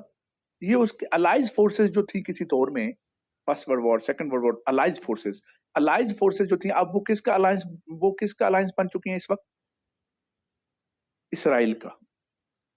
तो इसलिए देखें, इसराइल के अलायंसेस क्योंकि बड़े स्ट्रांग हैं, इसलिए उसके ऊपर इंटरनेशनल लॉ इंपैक्ट नहीं कर रहा, वो इंटरनेशनल लॉ को कंटिन्यूसली वायलेट करता जा रहा है और उस पर कोई असर नहीं पड़ रहा। You got the point? लेकिन आप यह जरा ये देखें कि यूक्रेन के ऊपर रशिया ने हमला कर दिया है, लेकिन क्या रशिया टर्की के ऊपर हमला कर सकता है? मुझे ये बताइए, क्या वो कभी करेगा टर्की के ऊपर हमला? क्या रशिया यूके पे हमला करेगा? क्यों नहीं करेगा? कलेक्टिव अलायंस, क्योंकि Turkey is a part of NATO. NATO जी, नेटो का मतलब अगर आप नेटो के एक कंट्री को भी अटैक करेंगे तो नेटो के सारे 45 प्लस कंट्रीज आप पर अटैक कर सकते हैं, और वो करेंगे, मिलकर करेंगे, वो आपके खिलाफ लड़ेंगे। सो ये है जी अलायंसेस। हाँ सर, समझ आ गई है?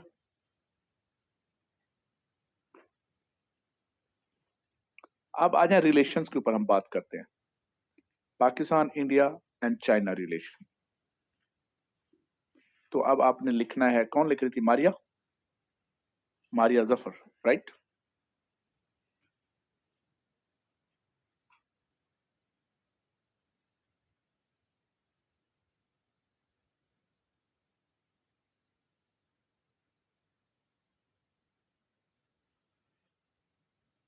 जी, स्क्रीन शेयर अलाउ कर दें कोऑर्डिनेटर बिलाल, मिस्टर बिलाल। मारिया जफर को आपने स्क्रीन देनी है।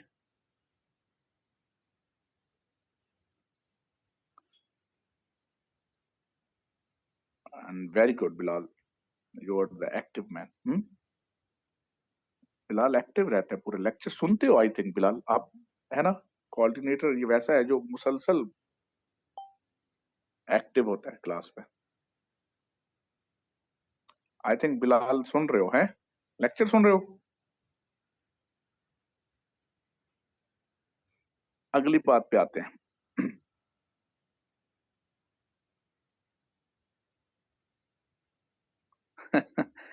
अच्छा, मारिया को बताओ बिलाल कि ये कैसे स्क्रीन शेयर करे।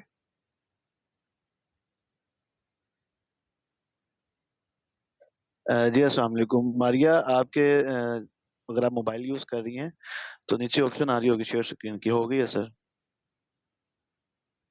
हो गई? हुई थी, फिर गायब हो गई आई थी। हाँ, हो गई है। Good, good. अच्छा जी, अब हम बात करने जा रहे हैं पाकिस्तान चाइना इंडिया रिलेशन। आगे में, आगे आप लिखेंगे अ कंपैरेटिव एनालिसिस, ब्रैकेट में लिखेंगे अ कंपैरेटिव एनालिसिस। अब मैं इनको मिला के क्यों पढ़ा रहा हूं, इसकी रीजन बताता हूं। बिकॉज जितने भी क्वेश्चंस आ रहे हैं आजकल, they are in integrated version, they are asking holistic perspective and understanding of relation. So foreign policy का लेक्चर बहुत इंपॉर्टेंट था। आप क्वेश्चन जितना ज्यादा रेज करते हैं आपको फायदा होता है। क्वेश्चन रेज करने से आपकी वो बेहतर अंडरस्टैंडिंग होती है। That's why I have given you open mic. और दूसरा क्वेश्चन जो है वो, कोई भी रिलेशन पे आ रहे हैं तो ऐसा नहीं हो रहा कि किसी एक कंट्री को स्पेसिफाइड वो कर दें कि इस कंट्री से हमारे रिलेशन जो है। अगर वो कर भी देना तब भी आप उसको डील नहीं कर सकते until you should know the knowledge of other countries and how they are dependent on each other. So different countries के रिलेशन, अगर हम इंडिया से कोई रिलेशन डेवलप करते हैं तो इसका ऑटोमेटिकली इम्पैक्ट जो है वो चाइना के साथ हमारे रिलेशन पर भी पड़ता है, अमेरिका के साथ हमारे रिलेशन पर भी पड़ता है। तो इस वजह से हमें इंटीग्रेटेड वर्जन में पढ़ना पड़ता है। बेस्ट यही है कि हम इंटीग्रेटेड वर्जन में पढ़ें ताकि हम एक holistic and scientific point of view से रिलेशन को पढ़ें और उससे बेहतर अंडरस्टैंडिंग डेवलप करें और क्वेश्चन सॉल्व करने की एबिलिटी हमारे अंदर बढ़ जाएगी। So clear? अब आ जाते हैं इन 1947 लिखें, as Pakistan got independence we got tense relation with India and not establish the ideal relation with China initially.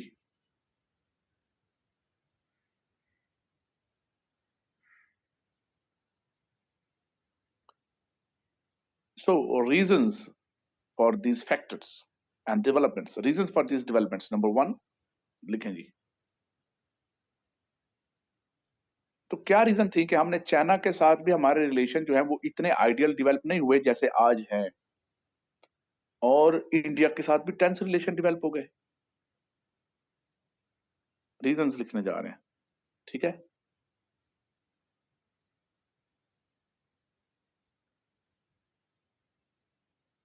Number one, China was observing Mao Zedong revolution.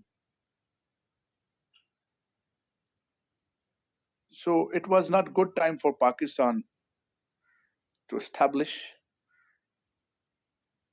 a relation with China immediately.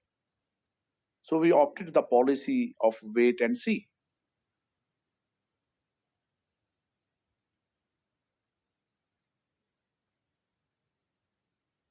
Number two, Mao Zedong took control in 1949, took control of Beijing in 1949.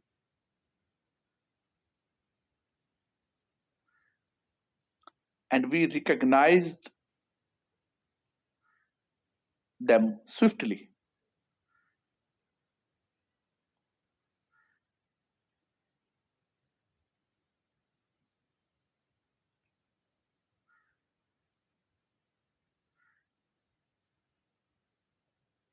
तो 1949 में, आगे इसमें अगर आपने ये लिखा है मायरा तो आगे लिखें इन 1949। इस नंबर 2 पॉइंट के आखिर में लिखने तो आपका मुकम्मल हो जाएगा।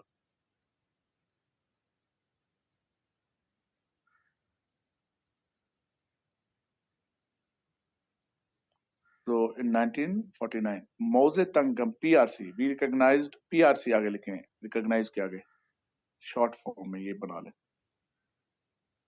PRC, we recognized PRC bracket, हाँ जी, PRC मीन है public people Republic of China, Mao Zedong regime को कहते हैं PRC। हाँ जी, कोराई वेरी गुड। कोराई यार स्पेलिंग इनको बताते जाओ। कोराई को आपने देखना है मारिया के स्पेलिंग के कोई टर्म्स आ जाएं तो वो आपको हेल्प करेगा, राइट? तो कोराई आप ये स्पेलिंग इसको बताते जाएं, ये बड़ा ऑकवर्ड है कि मैं इस बात जहाँ बैठ के स्पेलिंग बताता हूँ, ठीक है? Number 3,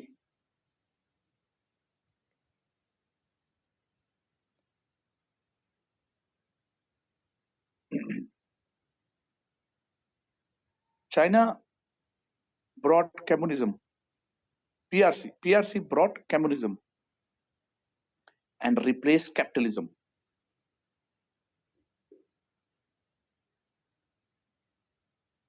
While Pakistan continue with the capitalist system, Pakistan continue with the capitalist system, merger with Islamic ideology.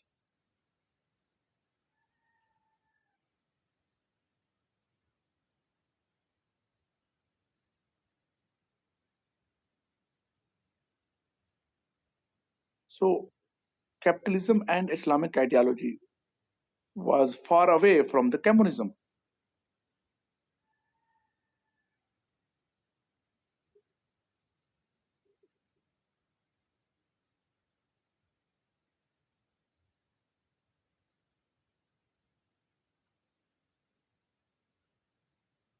Number 4,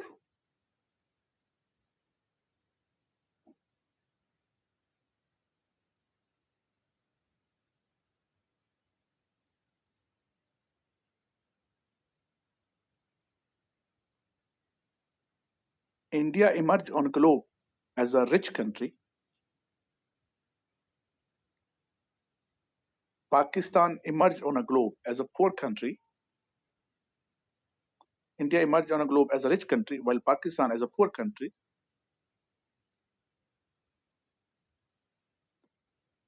And China replaced capitalism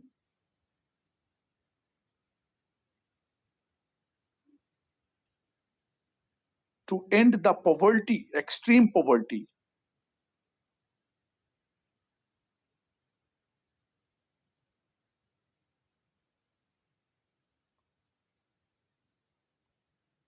of the people of China.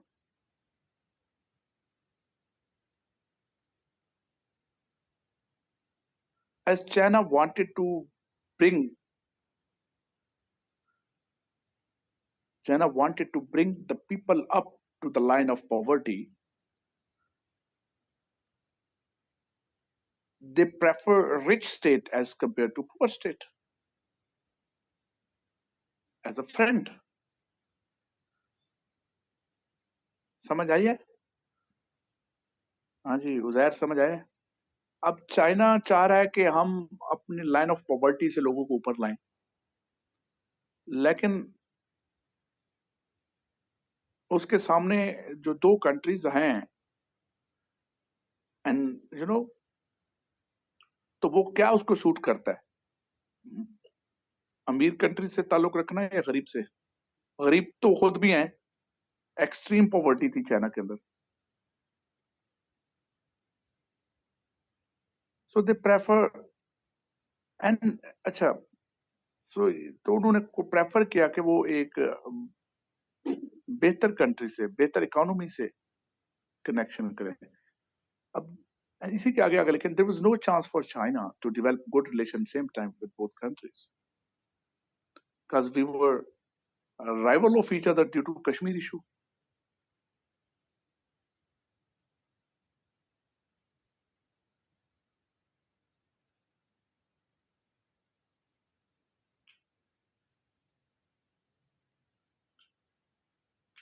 So clear, my dear?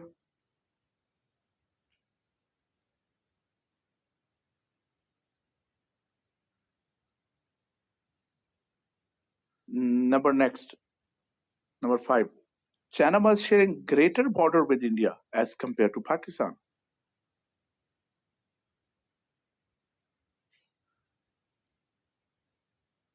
Number 6.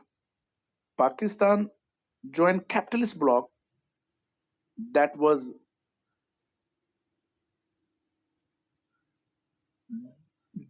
showing resistance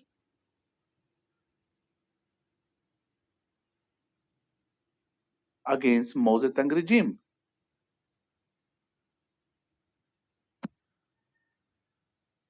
So capitalist bloc को हमने join कर लिया और capitalist bloc anti China bloc था.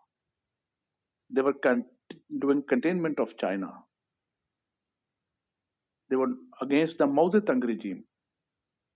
The capitalist bloc did not recognize the Mao Zedong regime, and they were supporting anti-Mao Zedong sentiments into China. They were supporting nationalist Chinese into China against PRC. समझ आइए बच्चे? कुराई क्या हो रहा है बेटा कि जो कैपिटलिस्ट ब्लॉक है ना, वो नेशनलिस्ट चाइनीज को सपोर्ट कर रहा था अगेंस्ट कम्युनिस्ट चाइनीज। मतलब पीआरसी वर्सेस आरसी। तो कैपिटलिस्ट ब्लॉक आरसी को सपोर्ट कर रहा था। आरसी क्या है? जो आज भी बैठी है ताइवान के अंदर। आज का सिनेरियो पता है आपको ना, ताइवान कॉन्फ्लिक्ट, ताइवान इशू। सो ताइवान के अंदर जो है आज भी वो आरसी आपको नजर आती है, that is anti communist and anti Mao Zedong party. So clear my dear? यहां तक समझ आया है? अच्छा, अगली बात बड़ी मजे की है, लिखें जरा, 7 पॉइंट लिखें, आपको समझ आ जाएगी। रीजन 7 रीजन दे दिए मैंने आपको। अब मेरी बात सुन लें, अगर आप मेरे लेक्चर नहीं करेंगे, ऑनेस्टली मैं आपको बता रहा हूं, आपको कहीं से भी ये मटेरियल नहीं मिल सकता, ना किसी बुक में है ये। या तो आप फिर पीएचडी करें, 3 मेरी तरह, मैंने 2 पीएचडी कर लिए, ठीक है, सीएसएस करने के बाद, या तो फिर आप पीएचडी करें, फिर खुद एनालिसिस डेवलप करें, है ना?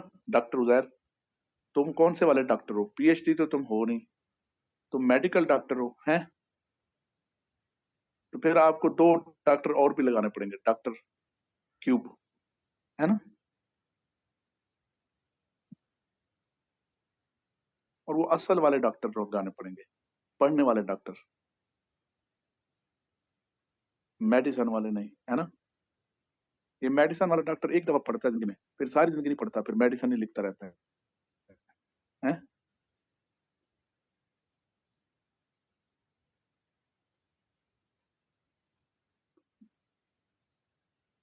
एक दफा FCPS कर लो और बस फिर क्लिनिकल प्रैक्टिस, मतलब कम लोग होते हैं फिर आगे पढ़ते हैं, PhD करते हैं फिर जाके चीजों में।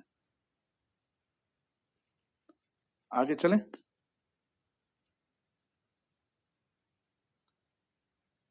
तो हम बात कर रहे हैं 7 बड़ी इंपॉर्टेंट रीजन बताने जा रहा हूं आपको। इसकी जो एक तो चाइना के पास चॉइस ही नहीं है कि वो चूज कर ले दोनों को एक ही वक्त में। दूसरा, चाइना जो है वो कम्युनिस्ट स्कूल को प्रमोट कर रहा था और कैपिटलिस्ट उनको सपोर्ट नहीं करते थे। तीसरा, जो सेकुलरिज्म थी, India was considering itself as a secular state, and Indian joined non-aligned movement. India क्या कर रहा है, सेकुलर स्टेट अपने आप को समझता है और उसने अनाउंस किया है और नॉन अलाइन मूवमेंट में जा रहा है। So India was not harmful for China that time. From the other side, Pakistan was portraying itself glorious Islam and glorious Islamic ideology, two nation theory, like we say, al kufru millatum wahida, तमाम काफिर एक कौम है, हम एक अलग कौम है। And on this theory, we were preferring the religious countries instead of atheism and communism. So we joined American bloc. In 1954, Pakistan did defense agreement with Western bloc and China did friendship treaty with India.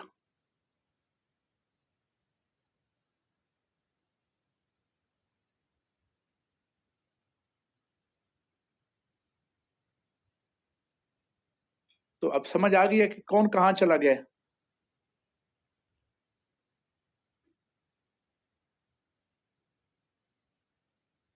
एक और बात भी बताइए मैंने, India was sharing the greatest border with China as compare to Pakistan. India was greater border share करता था।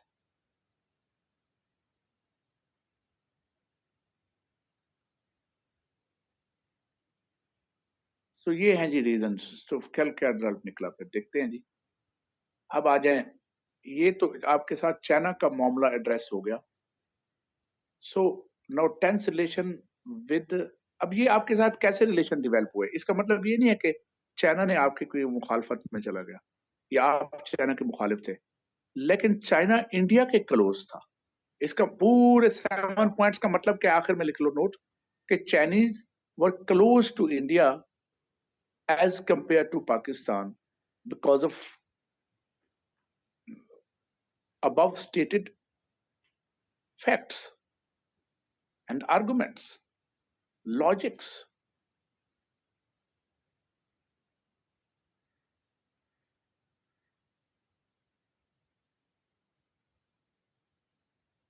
So अब जरा पाकिस्तान और इंडिया की टेंशन, ये तो आपको पता ही है, मैं इसको एक्सप्लेन नहीं करूंगा, लेकिन मैं नाम बता देता हूं, लिखे रीजंस फर्दर पे आ जाए। बी ए था वो, ए रीजन से बी रीजन में आ जाए, मतलब ये इंडिया के साथ क्या रीजंस है हमारी जी, reasons with India. So number 1, red cliff injustices. Number 2, water canal water dispute. Number 3, princely state issues.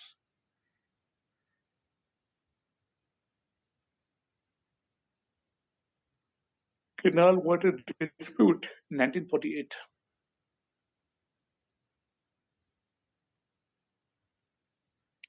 फिर क्या बता रहा हूँ, जरा तेज चलो। क्या नाम है, मारिया जफर लिख रही है या जी? तो नंबर 4 पे आ गया जी, प्रिंसली स्टेट इश्यूज हो गया। नंबर 4 इशू क्या है बेटा? Minority rights and refugees.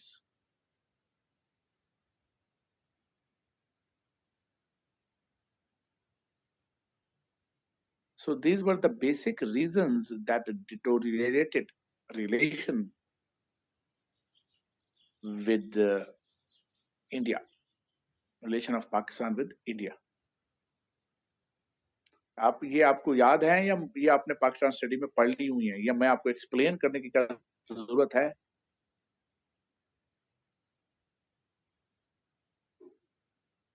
Red Cliff injustice में मेंशन कर देता हूँ, like Gurdaspur and Firozpur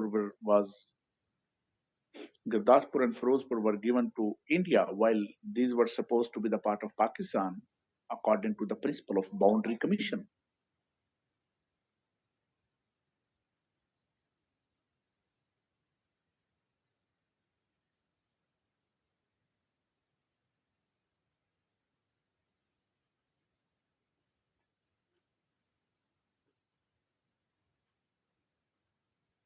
Clear, my dear?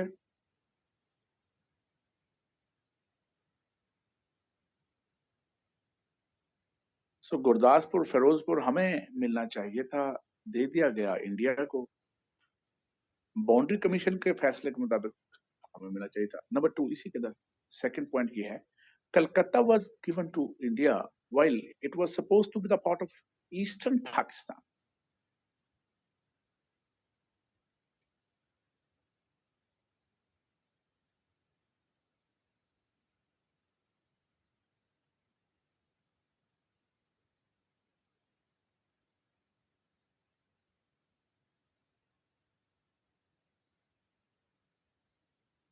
तो कैनाल, चलें जी, कम टू द पॉइंट, इसको कमेंट्री कर लेते हैं 1 मिनट में जल्दी से। कुराई अपना माइक खोलो, या बाकी बच्चे भी बता सकते हैं। मेरा क्वेश्चन है कि इसका इम्पैक्ट क्या पड़ा, इसका क्या इम्पैक्ट फैक्टर है? पहले पॉइंट का इम्पैक्ट फैक्टर क्या है, जरा देखते हैं जी, क्या इम्पैक्ट पड़ा होगा इसका जी? As we are mentioning this points, what will be the impact factors? इसका एपी सेंटर क्या था वो बता दिया, लेकिन इसकी जो वेव्स थी वो कहां तक जा रही थी?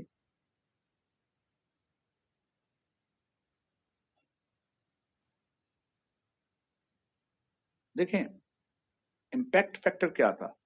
So Indian forces entered in Kashmir via Gurdaspur because Gurdaspur provided passage to the Indian forces to come in Kashmir.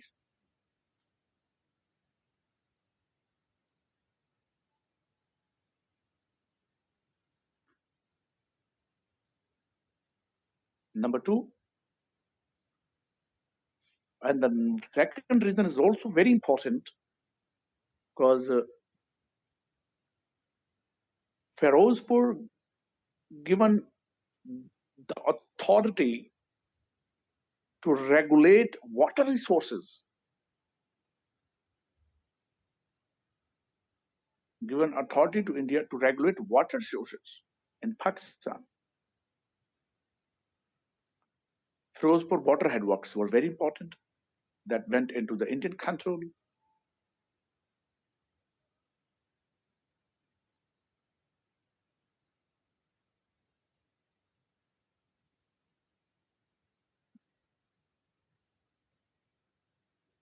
And number 3, Kolkata. Kolkata was actually the economic hub of whole subcontinent, and it was industrial zone. It had been capital of subcontinent for a long time, and British made it their colonial headquarters from 19th century.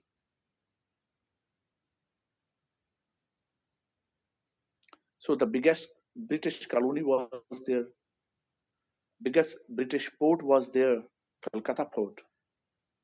The biggest industry and factories were there. So it was one of the metropolitan city of that time, leading the almost major economy of the subcontinent, not only just Pakistan and India, whole subcontinent.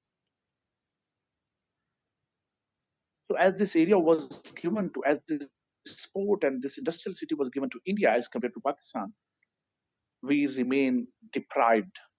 We become deprived thoroughly for next 24 years. And finally, this thing led to the fall of Dhaka.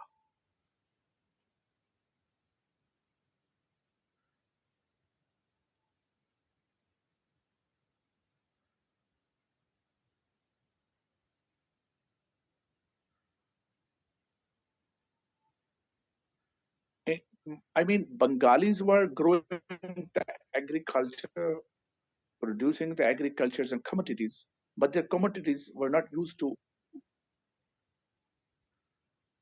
purchased by the Pakistani government because we were no factory, no industrial units in East Pakistan. So for 24 years, Bengali faced economic deprivations. Their crops did not get good prices and even remain in their fields all the time, mostly time. वो अपने खेतों को आग लगा देते थे जब उनकी बिकती गंदम नहीं बिकती थी, उनकी जूट नहीं बिकती थी, जूट की क्रॉप्स उनकी शुगर केन की क्रॉप्स नहीं बिकती थी बिकॉज हम कैसे खरीद सकते थे, हमारे पास फैक्ट्री नहीं थी और वो फैक्ट्री कलकत्ता में लगी हुई थी. And also due to the monocrops culture ये था कि ब्रिटिश ने यहाँ कई अरसे से मोनोक्रॉप्स कल्चर डेवलप किया था. पूरे रीजन में एक एक फसल होती थी और उसकी फैक्ट्रियां कलकत्ता में थी. फॉर एग्जांपल जूट की क्रॉप्स, तो उसकी क्रॉप्स इतनी ज्यादा तादाद में थी, बड़ी क्रॉप्स थी, कोई कंट्री नहीं खरीद सकता था अंटिल उसके पास चेन ऑफ इंडस्ट्री ना हो. और चेन ऑफ इंडस्ट्री मौजूद थी कलकत्ता में. कलकत्ता दे दिया गया इंडिया को. Well it was supposed to be the part of Pakistan because Calcutta की जो पॉपुलेशन थी, Calcutta as a division was Muslim population. लेकिन इंडिया को स्ट्रॉन्ग करने के लिए, इकोनॉमिकली रिच कंट्री बनाने के लिए वो सिटी इंडिया को दे दिया गया. सो हमारी डिप्रिवेशन स्टार्ट हो गई, डिप्राइव्ड हो गई. इसलिए नेहरू ने कहा था कि पाकिस्तान भीख मांगेगा हमसे कि खुदारा हमें मर्ज कर लो. We will demand for remerging सून.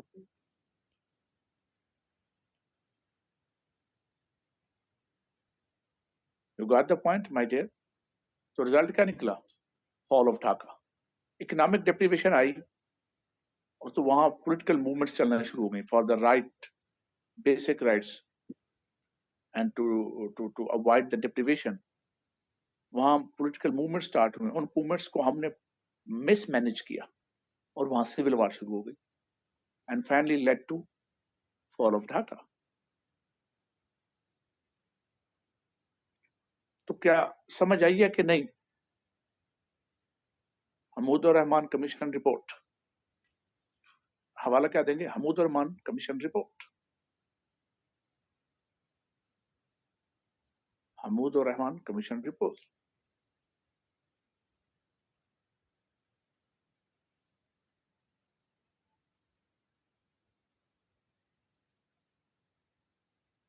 तो समझ आई है कि नहीं?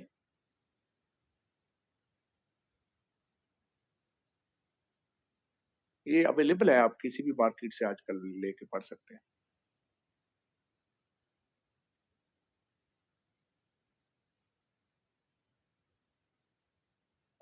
तो अब मैं इसका इम्पैक्ट फैक्टर समझ आया आपको इस बात का? मैं थोड़ा ज्यादा डिटेल में चला गया. We do not need to go in detail because we have to cover the relations, not the history. Right. So वापस आते हैं।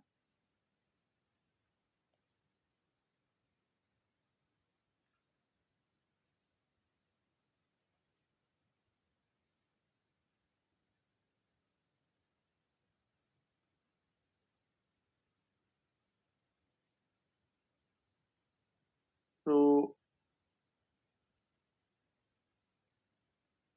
नेक्स्ट पॉइंट क्या बताया आपको मैंने, उस पर चलते हैं। कलकत्ता इकोनॉमिक हब तो हो गया, कि आगे चलें, ऊपर करें जरा स्लाइड्स। अगला पॉइंट क्या बताया था हमने?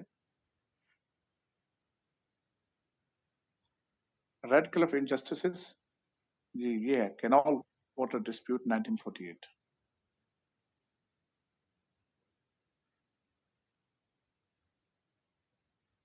Canal water dispute 1948 mean, as as I told you कि वाटर रेगुलेशंस किसके हाथ में चली गई थी? इंडिया के हाथ में चली गई थी, because of Firozpur headworks. So as we fought for Kashmir in 1948, Indians stopped our water in 1948 from Firozpur headworks.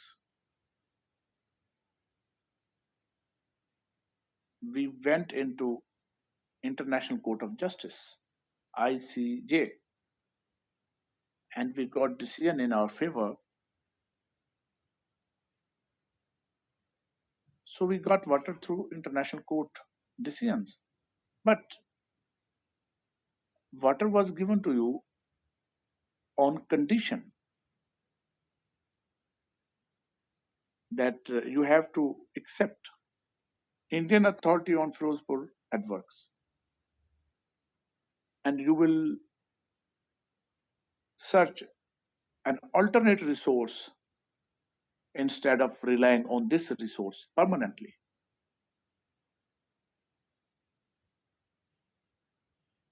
जी हम फाइंड करेंगे alternate resource of water except relying on this resource permanently.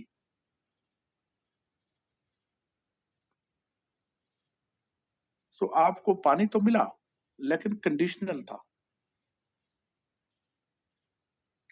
Princely state issue क्या है? अच्छा ये कहाँ पानी, इसका influence area क्या था? ये किस एरिया में ज्यादा इंपैक्ट कर रहा था? फिरोजपुर हेडवर्क्स, दैट वाज बारी दुआब। ब्रैकेट में क्या लिखेंगे? इससे कौन सा एरिया इरिगेट करते थे आप? इरिगेट करते थे बारी दुआब। बारी Doab was being irrigated by Firozpur headworks.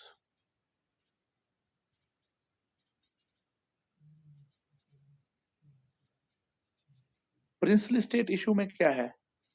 You know, like issue of Kashmir, Junagadh, and Hyderabad. There were more than 567 states, more than 567 princely states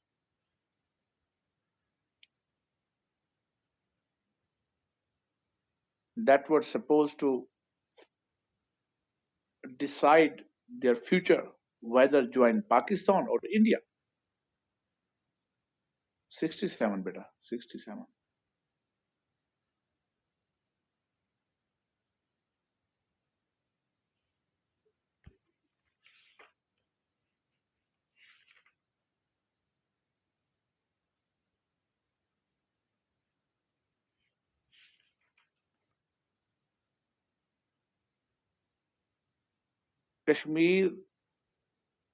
Kashmiri Raja decided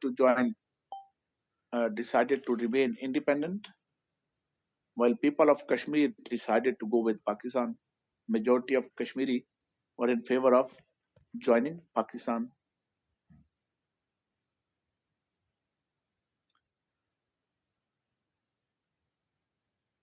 As people started protest against their Raja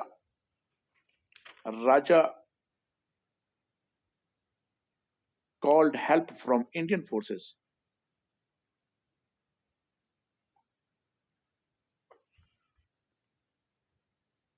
and Indian captured the Srinagar.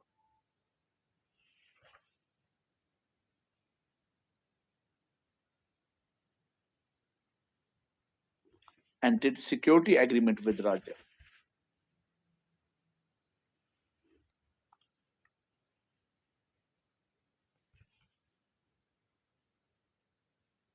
Pakistan reacted against this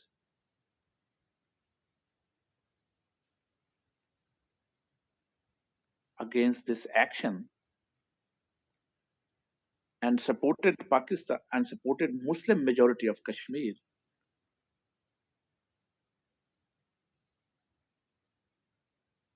And requested the Pakistani tribals and requested its tribal to support the Kashmiri people in conflict.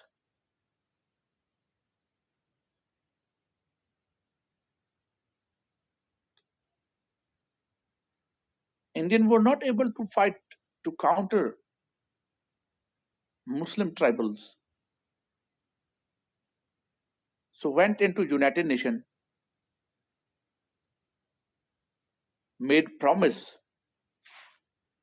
to conduct plebiscite in Kashmir as situation will get normalization.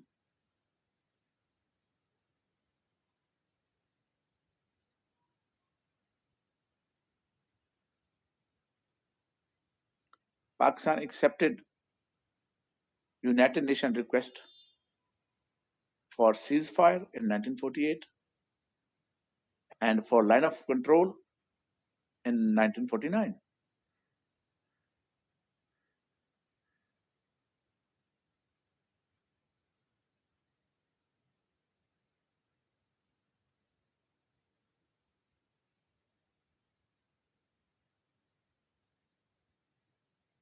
Request of United Nations for ceasefire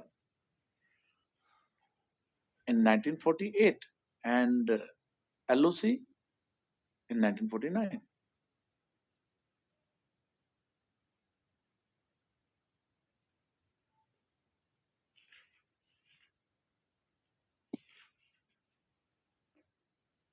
And we are still waiting for plebiscite.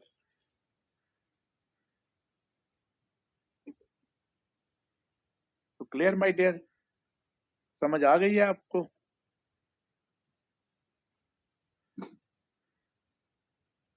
Princely state issues में ये सबसे पहला issue था, that is Kashmir issue. Hyderabad Deccan decided to go with Pakistan, but immediately captured by Indian forces.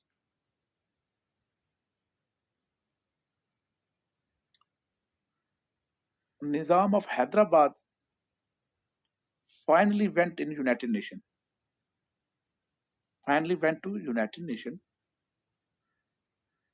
for their independent status.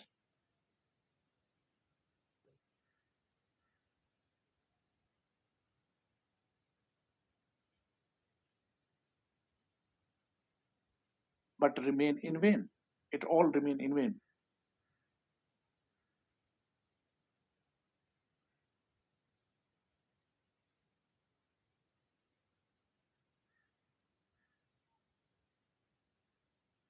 Nawab of Junagadh decided to go to join Pakistan, but Indian forces captured Junagadh and claim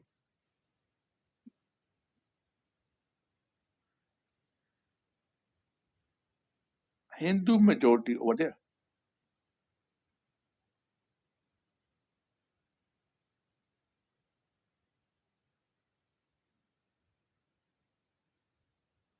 So these were injustices that India and Red Cliff did.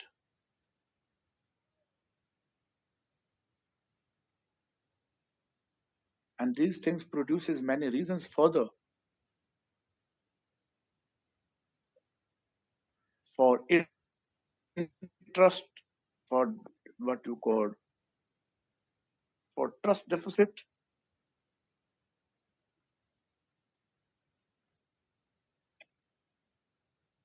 and tensions between and with India, between slash with India. समझ आई है बेटा? तो ये इतने बड़े नुकसान आपके हो गए, तो फिर क्या दोस्ती हो सकती है? अच्छा, Hyderabad officially is not the part of Pakistan now, according to Pakistani political stance. What is the reason, Korai? You still recognize Junagadh as a part of Pakistan. In political map, Junagadh is considered the part of Pakistan still, according to the stance of Pakistan. But Hyderabad is not considered the part of Pakistan according to Pakistani foreign policy. What is the reason?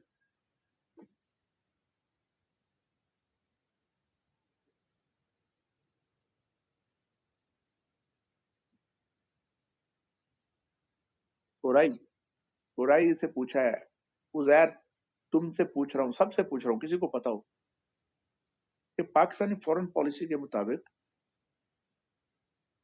Hyderabad, मैं आपको कह रहा हूँ कि आपका part नहीं है इस वक्त पॉलिटिकल स्टांस के मुताबिक, लेकिन जूनागढ़ को आप पाकिस्तान का हिस्सा ही एक्सेप्ट करते हैं आज भी.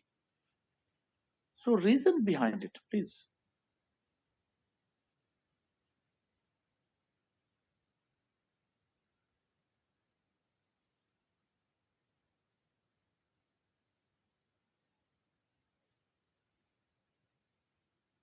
अब मुझे नहीं पता इसने लिखा कैसे, मैं इसको पढ़ा नहीं है बच्ची ने. मैंने जो बोला है, मैं क्या बोला है समझ जाइए. हैदराबाद सुनने, इसके अंदर जवाब है अगर आपने पढ़ लिखा है, पढ़ा है तो. हैदराबाद के निजाम ऑफ हैदराबाद, हैदराबाद को रन कौन करता था? निजाम ऑफ हैदराबाद. वो फाइनली कहा, पहले तो उन्होंने अनाउंस किया ना कि वो पाकिस्तान का हिस्सा बनेगी, लेकिन जब इंडियन फोर्सेस ने उनको कैप्चर करने की कोशिश की और कैप्चर कर लिया, तो उन्होंने अपनी प्ली चेंज की और वो यूनाइटेड नेशन में चले गए फॉर देयर इंडिपेंडेंट स्टेटस. कहां चले गए? यूनाइटेड नेशन में कि हम, मैं इंडिपेंडेंट स्टेट रहना चाहता हूं. तो इसलिए अब उनका जो स्टांस था वो बदल गया. समझे कि नहीं? तो समझे हो कि नहीं? तो अल्टीमेट उनका फाइनल स्टांस क्या रहा? The independent status. अब दूसरी तरफ आ जाए, जो जूनागढ़ है उसने भी डिसाइड किया था कि वो पाकिस्तान का पार्ट बनेगा और अनाउंस किया था. And they remain committed, static on their stands. तो आज भी जूनागढ़ के Nawab of Junagadh sitting in your Pakistan and you are claiming that territory as a legitimate territory of Pakistan according to boundary commissions, according to a Devian formula. उसके मुताबिक पाकिस्तान का ही हिस्सा है Junagadh. And Junagadh is in the south of Karachi, that is sharing water border with you. So it is about 300 mile down, I think 300 kilometers down in water territory. तो इन कराची से नीचे अगर आप, मतलब अब कराची से अगर आप बंबई जाना चाहें, सहल का रास्ता इख्तियार करें, सहली रास्ता, तो पहले जूनागढ़ आएगा फिर बंबई आएगा.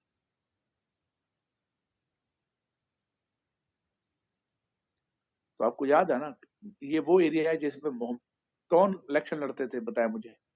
ये कॉन्स्टिट्यूंसी है फ्रॉम कराची टू बम्बई. ये किसकी कॉन्स्टिट्यूंसी थी इलेक्शन लड़ने की? सिंध और बम्बई एक ही कॉन्स्टिट्यूंसी में था. वो कौन इलेक्शन लड़ता था यहाँ बिफोर 1947?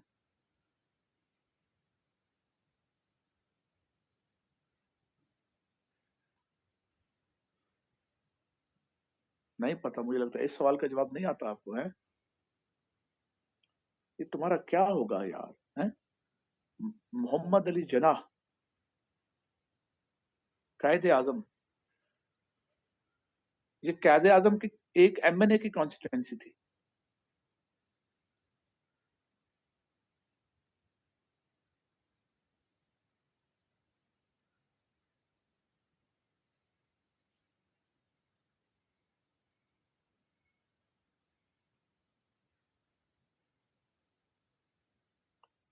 ठीक है।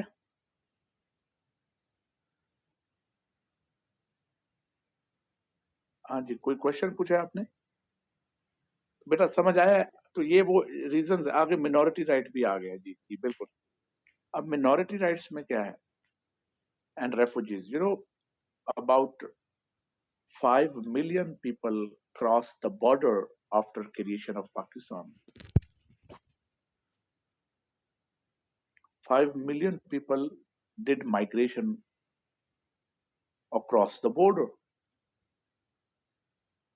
That is called one of the biggest migration. And migration faced observed bloody violence. Hindu majority started violence against Hindu minority in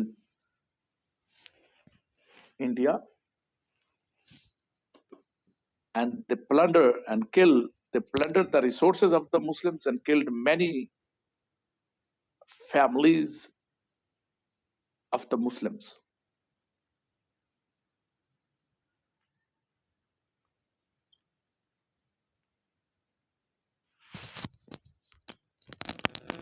As Hindus started this criminality, cruelty, and violence at large scale, and Muslim of Pakistan heard the stories.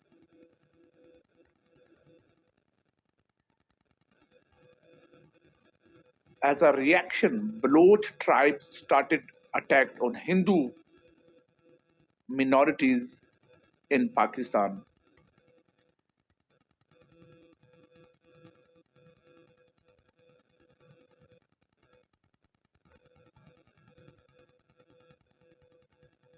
तो massacre था, आप massacre कहेंगे ना, उनका जो criminality and cruelty थी और जो इतना ब्लडी वायलेंस किया उन्होंने, मुस्लिम मैसेकर। सो हुआ क्या था कि जब ये स्टोरी हमने सुनी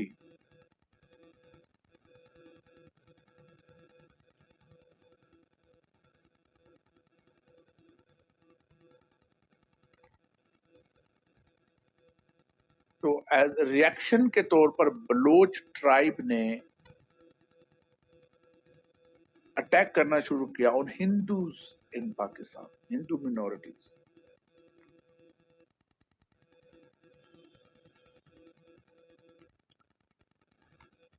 सो violence broke from both sides.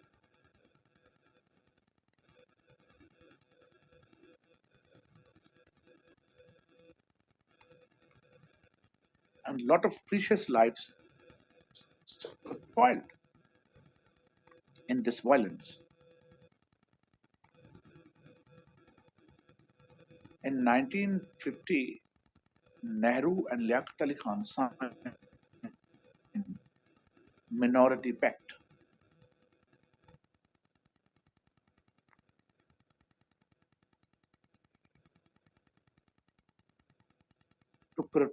To protect the minorities in both countries.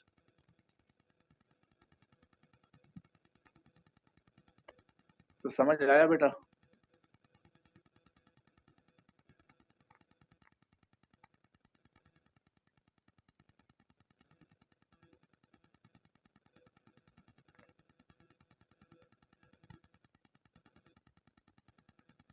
तो अगला लिखें, how did we become Aryan brother of China? How did we become Aryan brother with China? We are looking at reasons of unprecedented relation with China.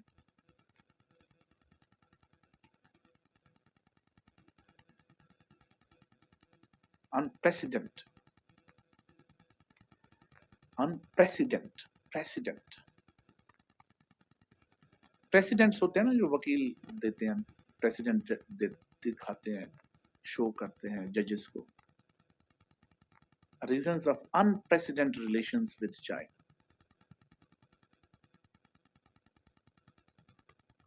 Number one, Northern War Theatre. Number 2,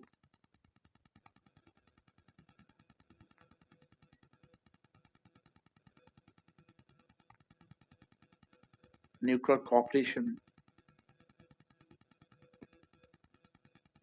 Number 3,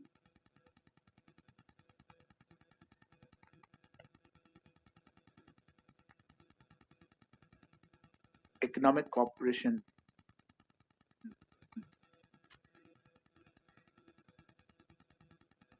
bracket में लिखें CPEC.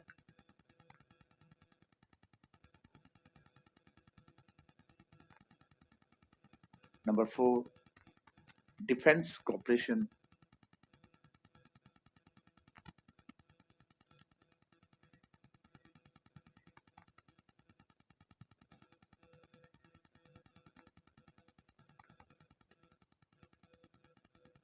Bracket में लिखें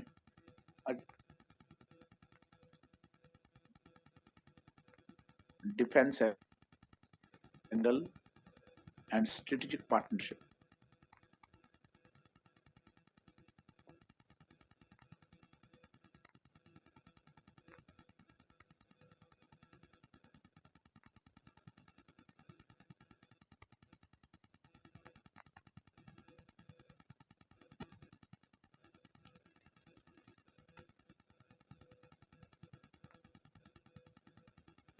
clear?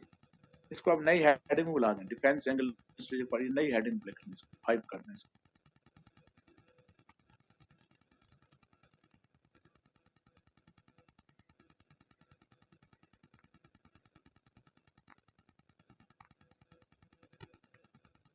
Defence की जगह आप यहाँ लिखें security angle.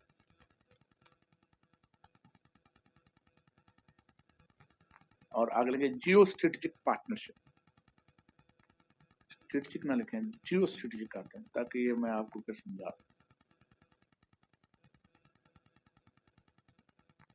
आगे लिखें ग्रेट पावर कंपटीशन. नंबर 6. अब एनालिसिस लिखें, नहीं इस लिखेंगे एनालिसिस. हाँ एनालिसिस. अब इसमें हम क्या करेंगे, great power competition in Arabian Sea.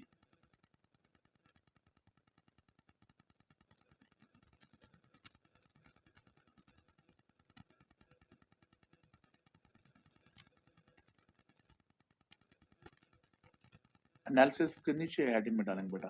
Analysis में ग्रेट पावर कंपटीशन पढ़ेंगे, नीचे आ जाना, इसको नीचे कर दें. हाँ जी, great power competition in Arabian sea. ठीक.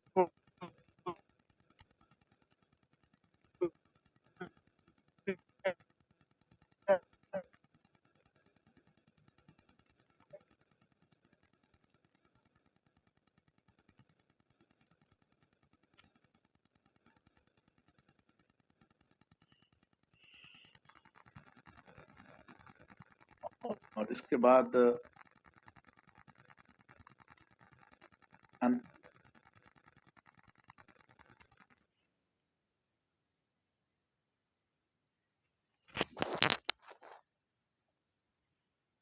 एक और ये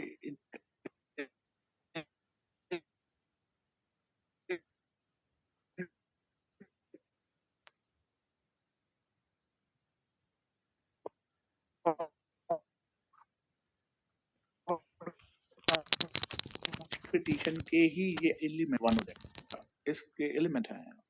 नोट्स बनाना छोड़े बेटा.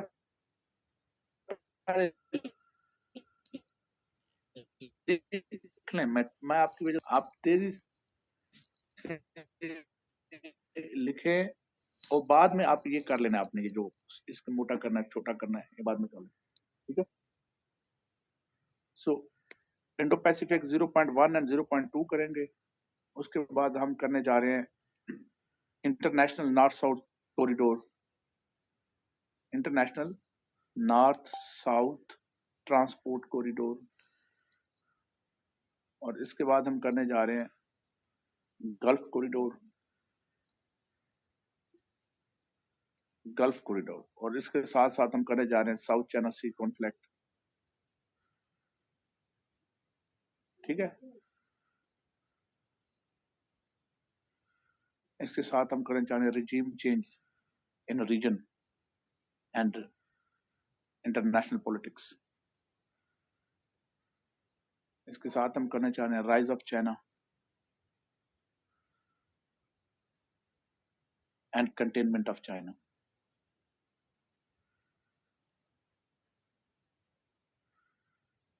ठीक है। अच्छा, जो आपने गल्फ कॉरिडोर लिखा है इंटरनेशनल नॉर्थ साउथ, अब इंडो पैसिफिक 0.1 एंड 0.2 के बाद एक और चीज लिख लें,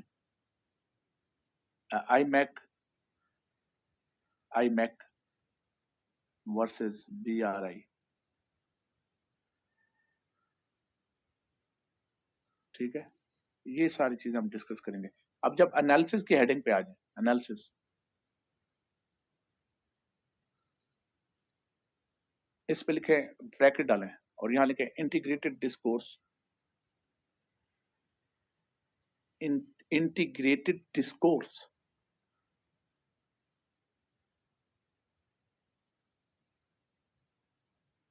of current affair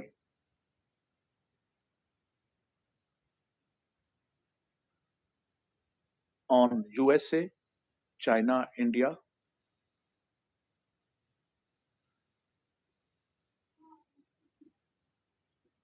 on USA, China, India, and role of Pakistan.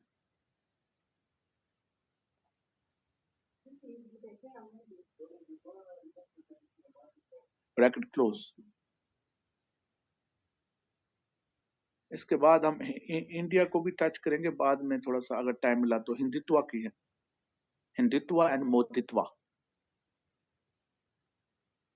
India नहीं, वो बाद में, वो बाद में, अभी नहीं लिखना है, आपने लिखना नहीं है वो। मैं जब इंडिया को पढ़ाऊंगा ना, इंडिया को आगे जाके थोड़ा सा सेपरेटली, उसमें हम एक Hindutva and Moditva and its impact on the foreign policy of India. So rising of India with Hindutva and Moditva, वो मैं बाद में कराऊंगा। मैं आपको वैसे बता रहा हूँ, लिखे ना दिया। तो इसके बाद फिर ये क्लोज होंगे कंट्रीज। तो अभी तो पार्टी शुरू हुई है।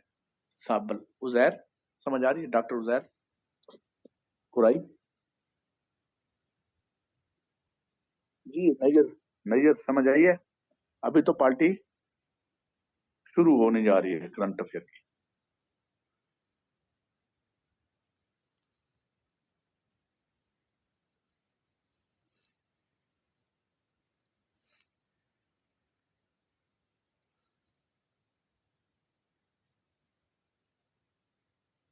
हाँ, अभी बस कर रहा हूँ भाई।